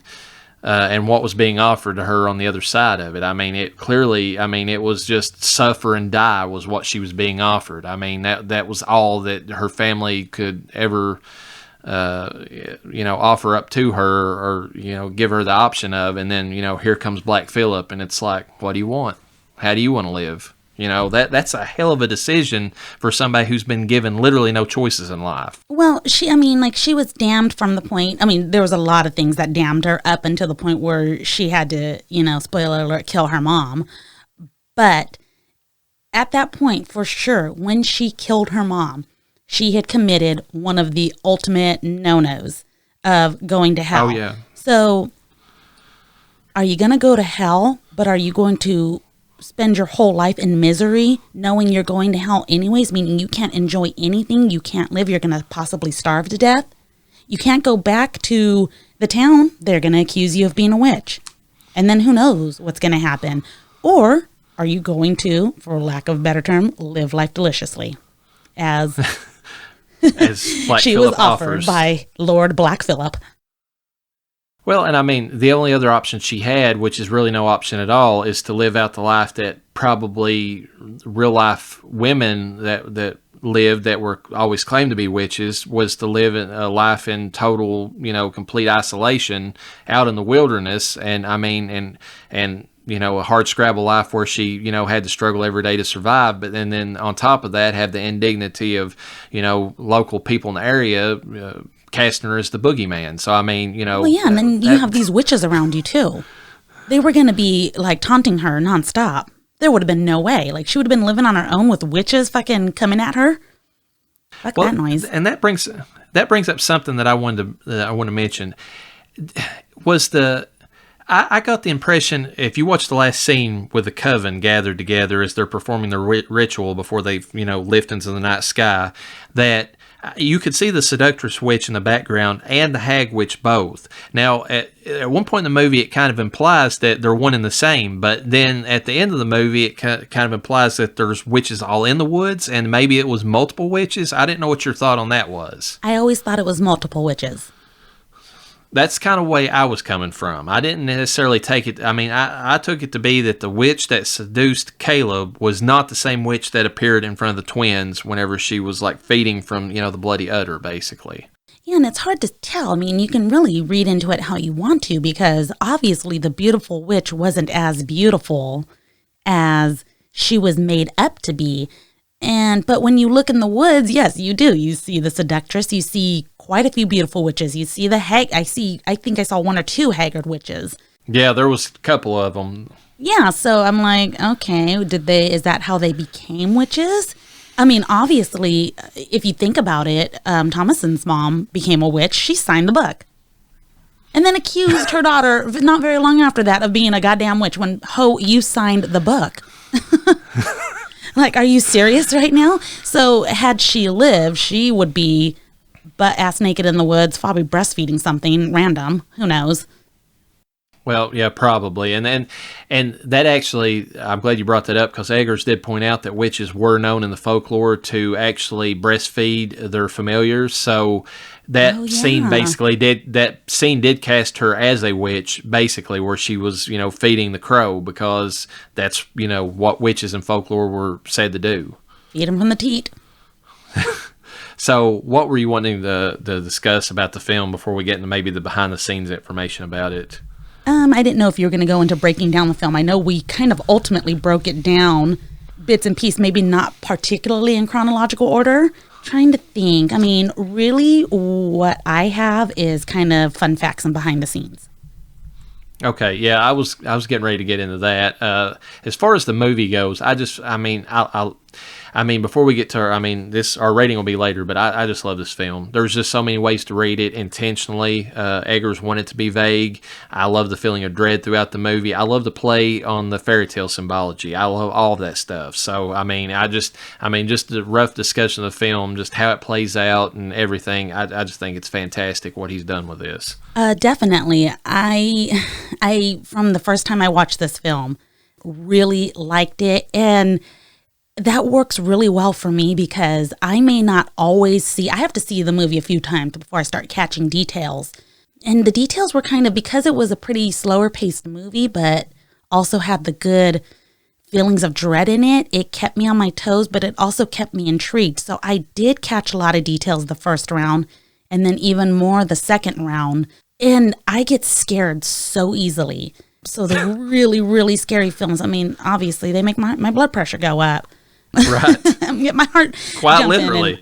I get a good feeling of dread, but I don't get overwhelmed. And so it's a little easier for me to keep my eyes open. So I was able to enjoy the film, but also feel there's a lot of key details in this film. It just really kind of thoroughly brings history onto the screen of the beginning of something that was so horrible. If you think about this film is supposedly supposed to be the beginning of what may have been the Salem witch trials. And that gets into the behind the scenes, but yeah, Eggers, just diving right into it, he intentionally just took this film. He wanted you to be in the time period. He only filmed with the with natural lighting. Any place that you see in the film is actually whatever the natural lighting is. They didn't do a lot of post effects or anything like to brighten anything up. They wanted it to be as dreary as New England could be. He filmed in complete isolation out in the middle of nowhere, just to add even more to the ambiance of what the family would be going through. And of course, all of the buildings, all of the clothing, they were handcrafted, and you can tell. It puts you in that time period, like all the little details that they've done behind the scenes to get you to that place. Yeah. One thing that we need to discuss, and I don't know if you wanted to do this later or if you were bringing it up at a different time, but I did forget there was one thing that we should talk about, and it was the ergot, whatever people call it. There's so many different ways that people pronounce that on the corn, which may have led into this puritanic panic, as I like to call it. Yeah, ergotamine poisoning. It's a little fun fact about that for anybody involved in the field of medicine. It's actually some of the derivatives of that have been synthesized and made into some of our current migraine treatment medicines. So take that as you will. If you take Imitrex or anything of that ilk, you're basically taking a synthetically derived form of ergotamine. So it kind of has effects on the mind, and that's in its purest form, or unpure form, if you want to think of it that way. The actual fungal infection that comes out about that. I was going to ask, is that like a fungus? I mean, it is. It's kind of a fungal growth, and it leads to basically hallucinations, and that's the reason they think that. Well, there's some thought. It goes back and forth in the communities that discuss, what might have caused the Salem witch trials, how much of an effect it had, but they think that there might have been some. I mean, the time period and the setting were perfect for the growth of it. And if you ingested it, it's very likely you could see people out in the woods, floating and that sort of thing. I mean, because you were, tripping at that point. I mean, that's literally what was going on with some of these people. So maybe feeling a tingling sensation on your body, thinking that you were being possessed or that little demons were touching you. Or if it's real bad, dropping down on the floor and shaking, which is one of the biggest, one of the biggest things that happened supposedly during the trials that, convinced everybody that, there was a group of witches, and Satan involved. Of course, that wouldn't have went anywhere if it hadn't been furthered by some of the leaders of the communities in that time not willing to step up and basically say this is ridiculous and that sort of thing. I mean, of course, they did the absolute wrong thing and fed into the hysteria, and that's a whole other thing. I mean, the ergotamine might have got them, started, but it was the fact that they bought into the hysteria that actually made it worse. Big time. And when you think about it, it's such a small thing. The ergotamine, as you pronounced it, has such a small role, but it turned into something so big. It was like the spark that started the fire, if you will. Yeah, exactly. And I mean, there's several occurrences in history where mass hysteria led to just horrendous things, and that's exactly what happened during the witch trials. And it very well could have been the ergotamine. It could have been that a little bit of poisoning that led to. People who are already, they wanted an excuse. I mean, let's just be honest. Their lives were, you can imagine, you can see it even now in small towns. You got these little small town communities, nothing's going on. They love scandal. They love the gossip that goes on, and any little grievance that anybody ever had against one another that they couldn't express because it was ungodly, now they had free reign. It was just like, all right, fine. I never did like my next door neighbor anyways because the jerk was always on my land and messing with my goats or whatever I have. So I'm gonna let to him. I'm gonna claim his wife's a witch and see how he likes that. I literally believe that's what it just gave them the excuse they needed for that. To set that ablaze. Oh yeah, that's ultimately how it grew into that. One of the things I was thinking of, it was just on the tip of my tongue in terms of the witchcraft. When you said scandal, it gave them the opportunity to discuss things, words that they were not able to say before, things that they weren't allowed to think before. They were able to talk about, sexual stuff, look at women's naked bodies to search for marks, talk about the things that they did, the running naked in the woods, dancing with the devil. These were all things that they weren't allowed to do. Dancing, they weren't allowed to do that, but you're dancing with the devil. One of the sad things too is when it comes to women or men back in the day that were, in better terms, early doctors, where they were mixing herbs. They didn't have medicines, mixing ingredients to kind of help you alleviate certain issues you had. You were considered a witch.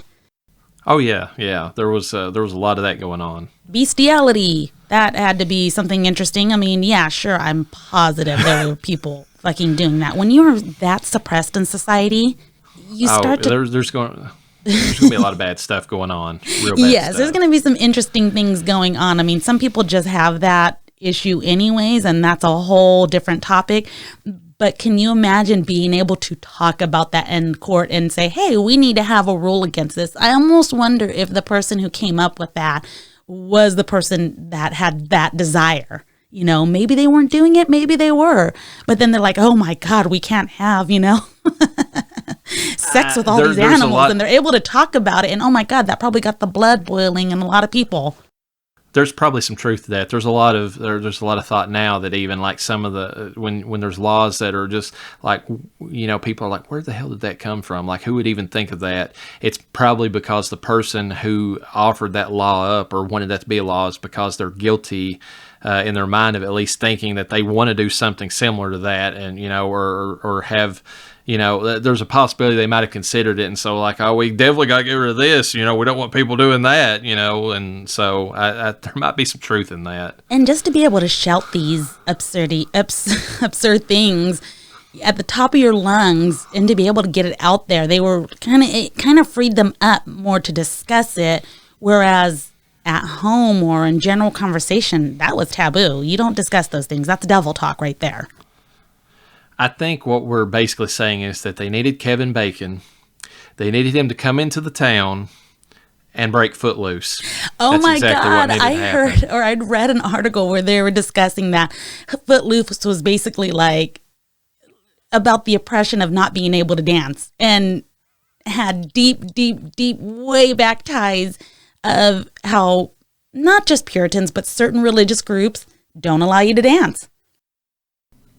Well, I mean, there's a lot of sexual connotation to it. I mean, you go back and, I mean, the term for like rock and roll music, I mean, it's the reason it's called rock and roll is literally because it was, the sexual connotation that went along with the music. It made you want to rock and roll inside of your, convertible to the music. I mean, that's basically what, so I mean, any kind of music, especially, the kind that would get you dancing like, God forbid, Elvis Presley. I mean, come on. I mean, that's going to, that's going to destroy your puritanical beliefs. For shame. That's all I have to say. Anyways, do we have more behind the scenes? Because I have a few. We definitely have the fact that Innocent was gored by Charlie the Goat. Now, we have to get into that because people, the actor who played William was literally attacked and hurt by the goat in this film. And wait, was he actually gored? He was actually gored several times. Like a lot or just a little? At least 3 times is what I read. At least 3 times. And Dang. He was sent to the hospital with injuries to his ribs, and he had to be on painkillers to be able to even finish the filming of the movie. Oh, I bet you that added a lot to his actual acting. Like, he was looking pretty haggard. Well, and that was intentional in the movie, but he also brings it up. He said that's part of the reason why, the goat got the best of him was because he was already wasted, from where he was trying to lose weight to, look like he'd been fasting and just like, and all that. And he just didn't have the strength in him to really fight the goat off. I mean, so that made it even worse. God damn it, Black Phillip. Black Phillip, you bastard. Let's see, just getting into Eggers himself, he grew up in New England. His first fears in life were his nightmares about witches, which is one of the reasons why, why this is such a big thing for him. He basically grew up with the thought that if you went into the woods, that there was witches among, still there even to this day, and and I don't know if he never expressly said this, but I almost wonder if it's almost like a thing that people in that area tell their kids to like keep them out of things that they shouldn't be in. I mean, it's not what we get taught in Appalachia. It's here it's more if if you're going to invent something super scary to keep kids out of the woods, it's a ghost or some kind of beastly creature like the Wampus cat or something like that. But big time. Don't go near the water or LlaReyna is going to get you. Exactly. I mean, come on. Yeah, that's the best way to keep your kids in line. Fear. The Puritans did it. Apparently, we have not learned. Exactly. So, I mean, I feel like that, that might have played into, his feelings. And, of course, we discussed that he was an anxious child, so that, that he wanted that feeling in the movie. But it's interesting. He says the film is really, when you boil it down, it's the fear of feminine power. That exactly is how he describes this movie. And it's pretty interesting. It's really, it's true whenever you, think about it. Because, I mean... anybody in that time period who was, a woman in that time period who had any kind of just power about her, like be it sexual, she had some kind of business sense to her that made her slightly better than the men around her, or way better, which is really damning. Just any kind of thing that gave them power, basically. Damned them to being witches. I mean, in the time period, that was the excuse that was used against them. I mean, there was no way that they could be better than men unless, obviously, they had the power of Satan on their side.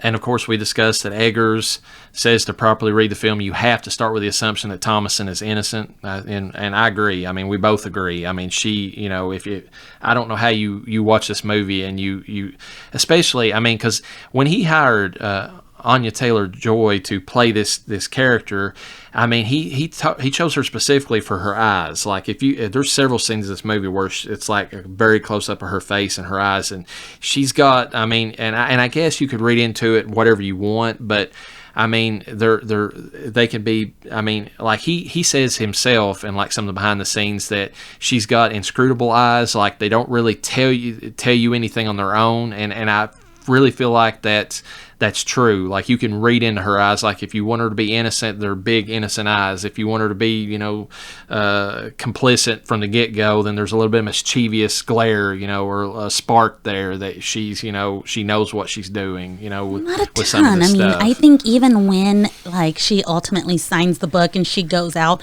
I think more than anything, what you see in her eyes is kind of the lack of fear. She still doesn't look devious. She still doesn't look. There's nothing menacing about her. I don't even feel like she looks prideful in what she's done. She just looks like she's relieved. I mean, it's just relief big on her time. face. It's just like she's got these soft eyes. So I get what he's saying. It's definitely innocence just exudes from this girl. So kudos to that. I mean, that was a really good pick. But yeah, even when like she's talking to the devil, doesn't look scared. She doesn't look courageous. She's just somewhere like right in the middle of, okay, what do I have to do? What do you want from me? What do you have to offer? Like, I don't know. I loved it. I mean, yeah, and just, I mean, it's basically, I like how, I mean, even that end scene, it's not like she comes to the devil, or Black Phillip, like, with demands. It's just like, okay, I'm here now. What are my options? I mean, It's like, it's the most humble way that somebody could come to like this witchly power. I mean, that you could be. I mean, so that's why I just don't understand the people who view her as like complicit or, in on this from the get-go.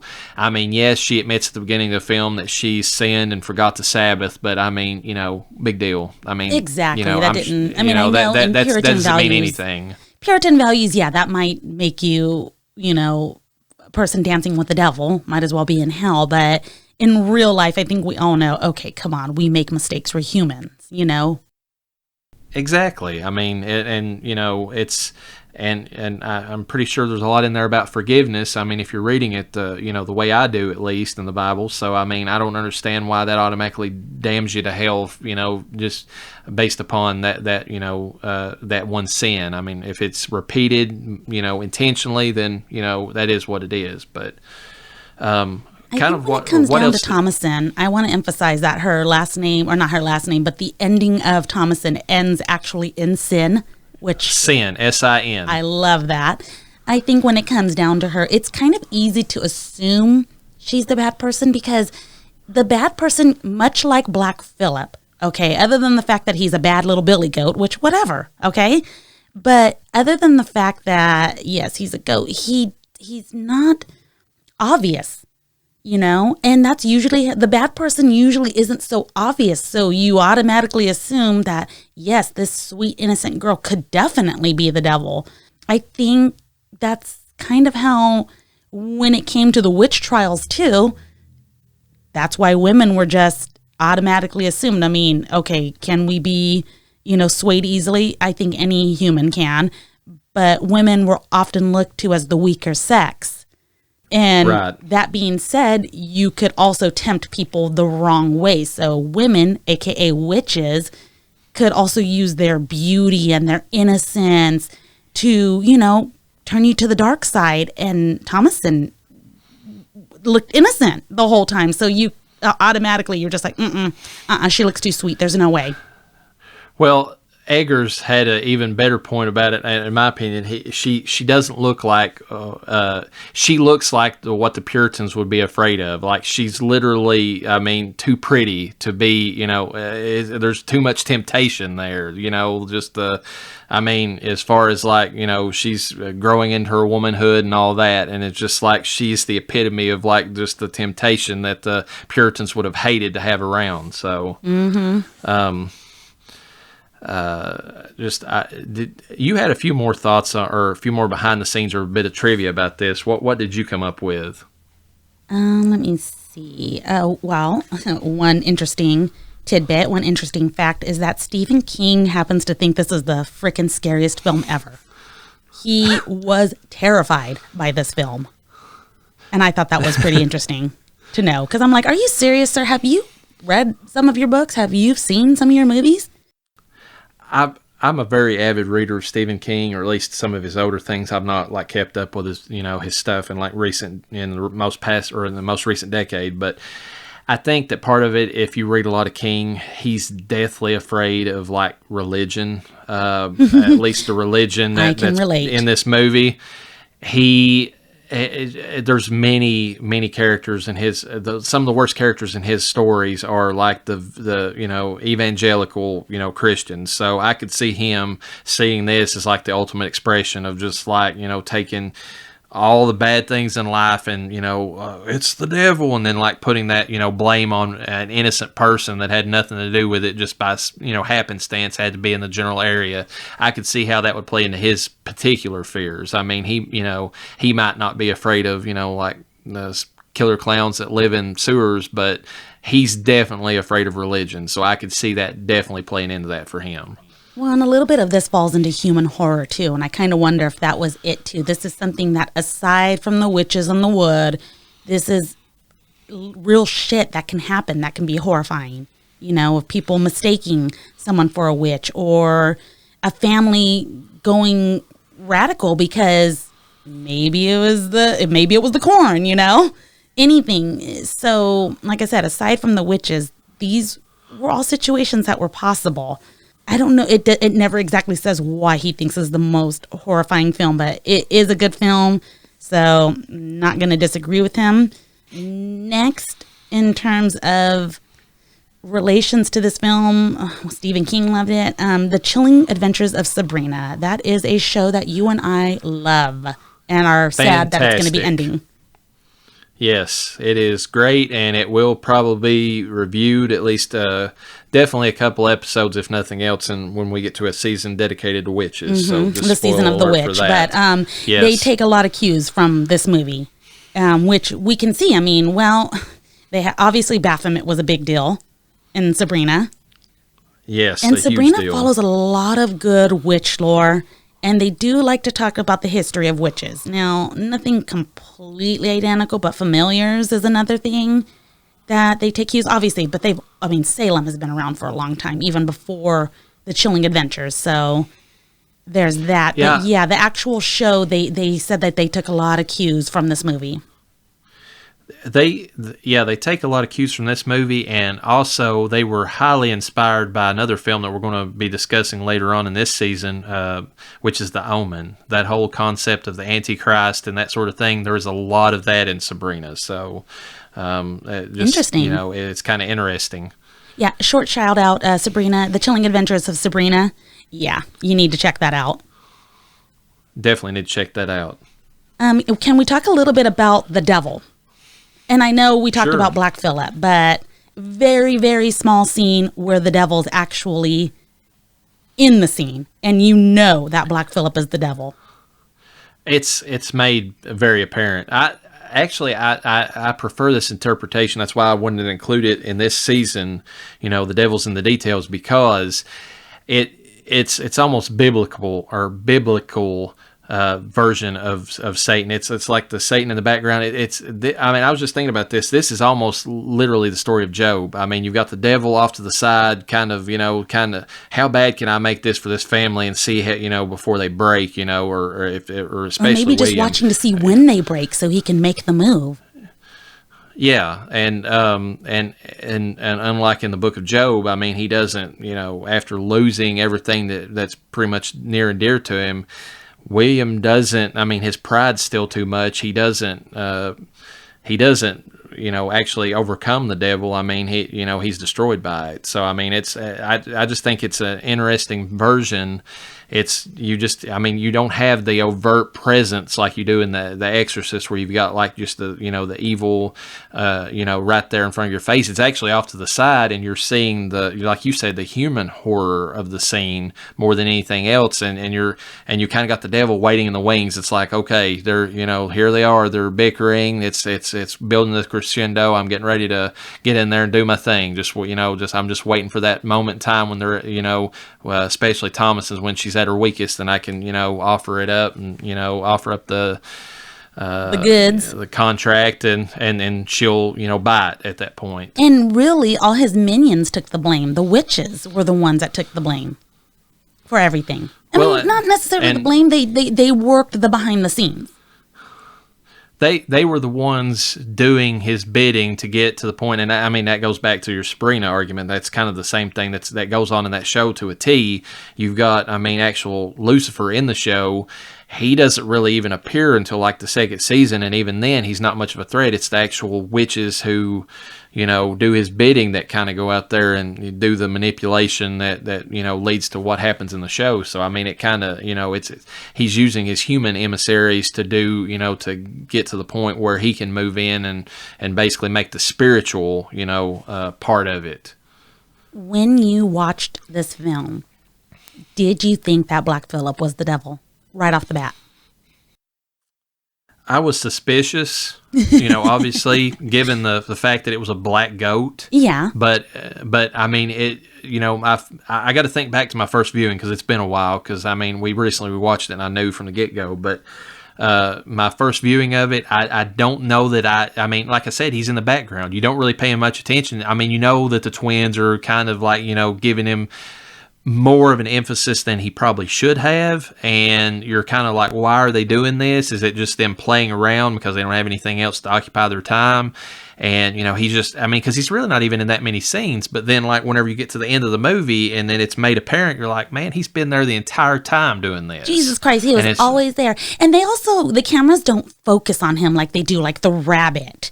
They really kind of pan in. They look at Philip, and I know that Thomason kind of gave him a look or two, but he never looked menacing, And I guess maybe they just didn't have the music to kind of give him that Jaws feel, Yeah, and it's kind of funny that you mention that, because she's literally the only person in the movie that kind of, even has any kind of inkling of his power before, the ultimate end of the movie, because obviously the father doesn't recognize him as anything more than a goat. The twins are giving him the power, the idolatry and all that, but then they don't really, but she's the one that's caught, but they're on like more of the evil side at that point, because they're kind of in his fold. But it's Thomason who's kind of like, she sees how the twins are obsessed with him, and she's the one that's like, there's something here, and like nobody, but she's the one being blamed at that point. Yeah, and it was kind of hard back in those days, witchcraft aside, take the supernatural out of it.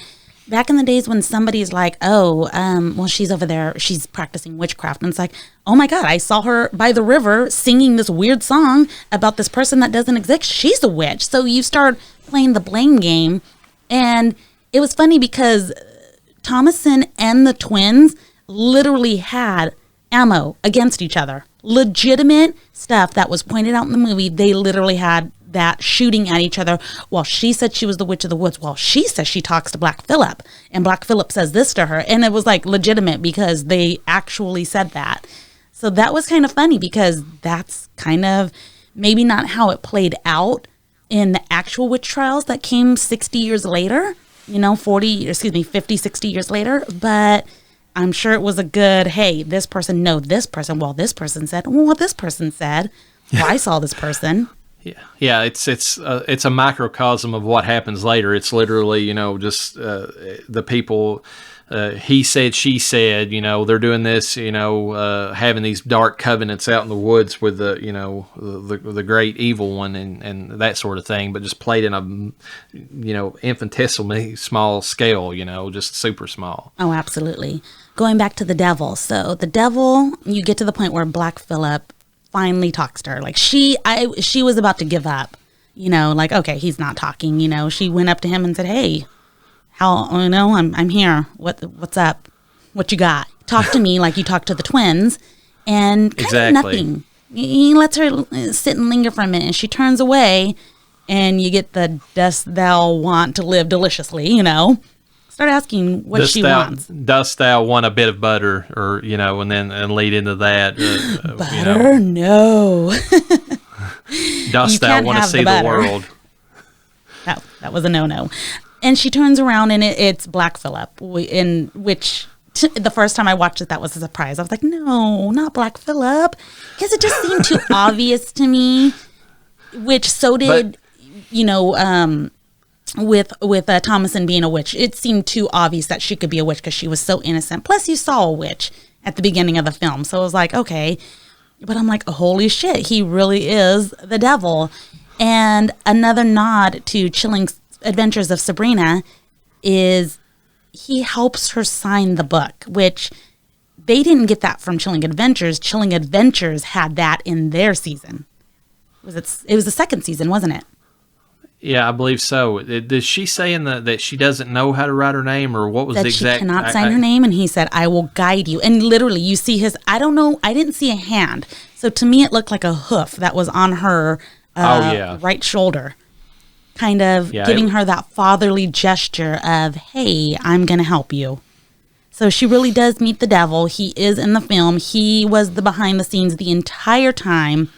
The witches were literally just the minions. And would you say that ultimately she is the witch of this film? Like, meaning he got her, this is what he was after the whole time? Yeah, that's exactly my interpretation of it. The title of the witch is Thomason, but not the fact that she started out that way. She is the prize at the end of the movie for Black Phillip. I mean, that is exactly... She became the witch. Yeah, she became the witch, like one of his prized, members of the coven. I don't know. I mean, it doesn't really go on to give her any more significance within the coven, but you kind of, with the personal touch that he had, it's almost like, I mean, it's hard not to give her more of a, preeminent, position within the coven just because, she was brought there out of pure innocence. I mean, I can't say that the other witches were not, but I mean, she was basically the apple, like the prize, like she was the innocent that, he was able to, through his various manipulations to break down enough to get within his fold. I'm looking at a poster right now for the witch, the VVitch. And like you said, it says a New England folktale. And then below that, even smaller, right above Black Phillip's horns, it says evil takes many forms. And oh my God, that couldn't ring more true in this movie. All kinds of animals, the people in your life that you think are, there for you, your support system getting knocked out one by one. I mean, it's totally the gist of the movie. Big time. So do we have anything else before we start throwing out some ratings? That's all I have. Yeah, that's all I have. I mean, other than great film, beautiful imagery, great actors. It was a very small set, secluded, like you had mentioned, natural lighting, low budget, $4 million budget. That's pretty low. Made $40 million. That's a little bit of trivia we can add on there. Yeah. It made 10 times its budget back. I had one more tidbit about how it was made.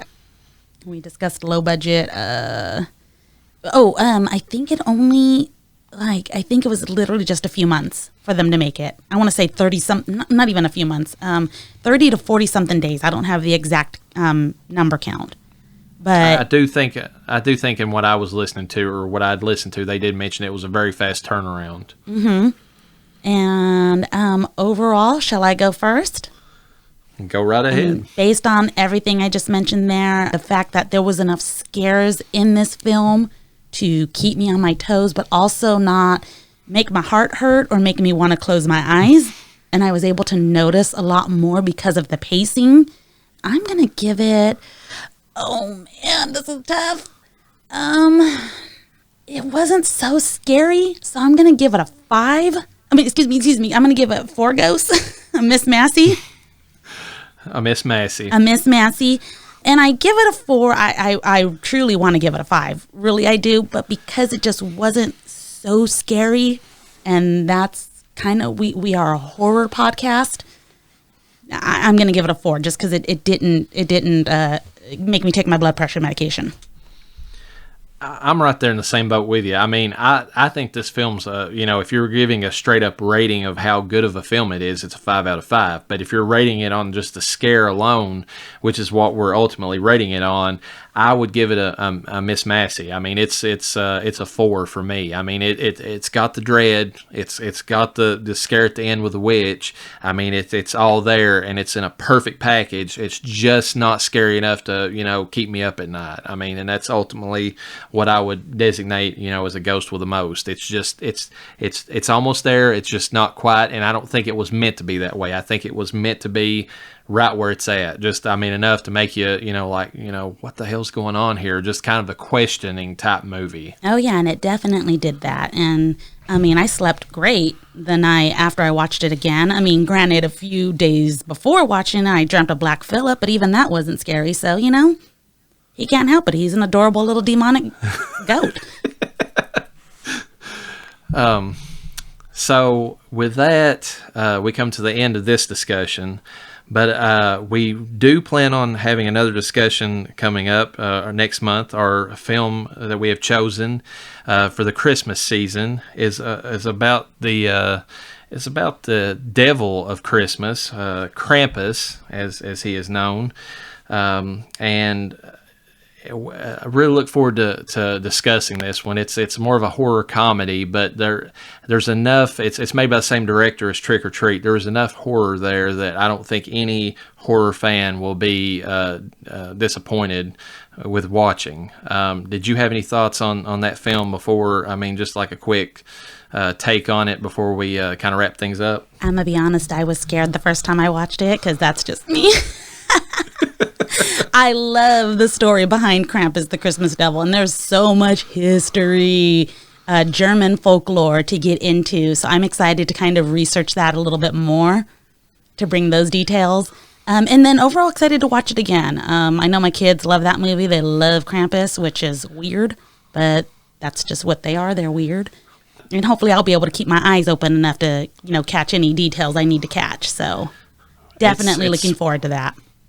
It's one of my favorites. It's become a perennial viewing thing. I mean, I lump it right in there with the rest of the Christmas films. So, I'm definitely, amped to get in there and discuss it. Do you have anything to plug on your end with regards to Blue Collar BS? Yeah, I mean, for right now, you can still catch us on Blue Collar BS. Blue Collar BS is our YouTube channel for now that we are presenting this show on till we kind of get things up and running.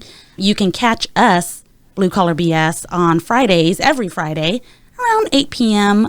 West Coast time, just to kind of BS a little bit about, news events, local and nationwide. Sometimes we get into a little worldly news if necessary. And yeah, literally just some blue collar bullshit. So catch us there. And I guess for this show, that's it. We'll see you next time.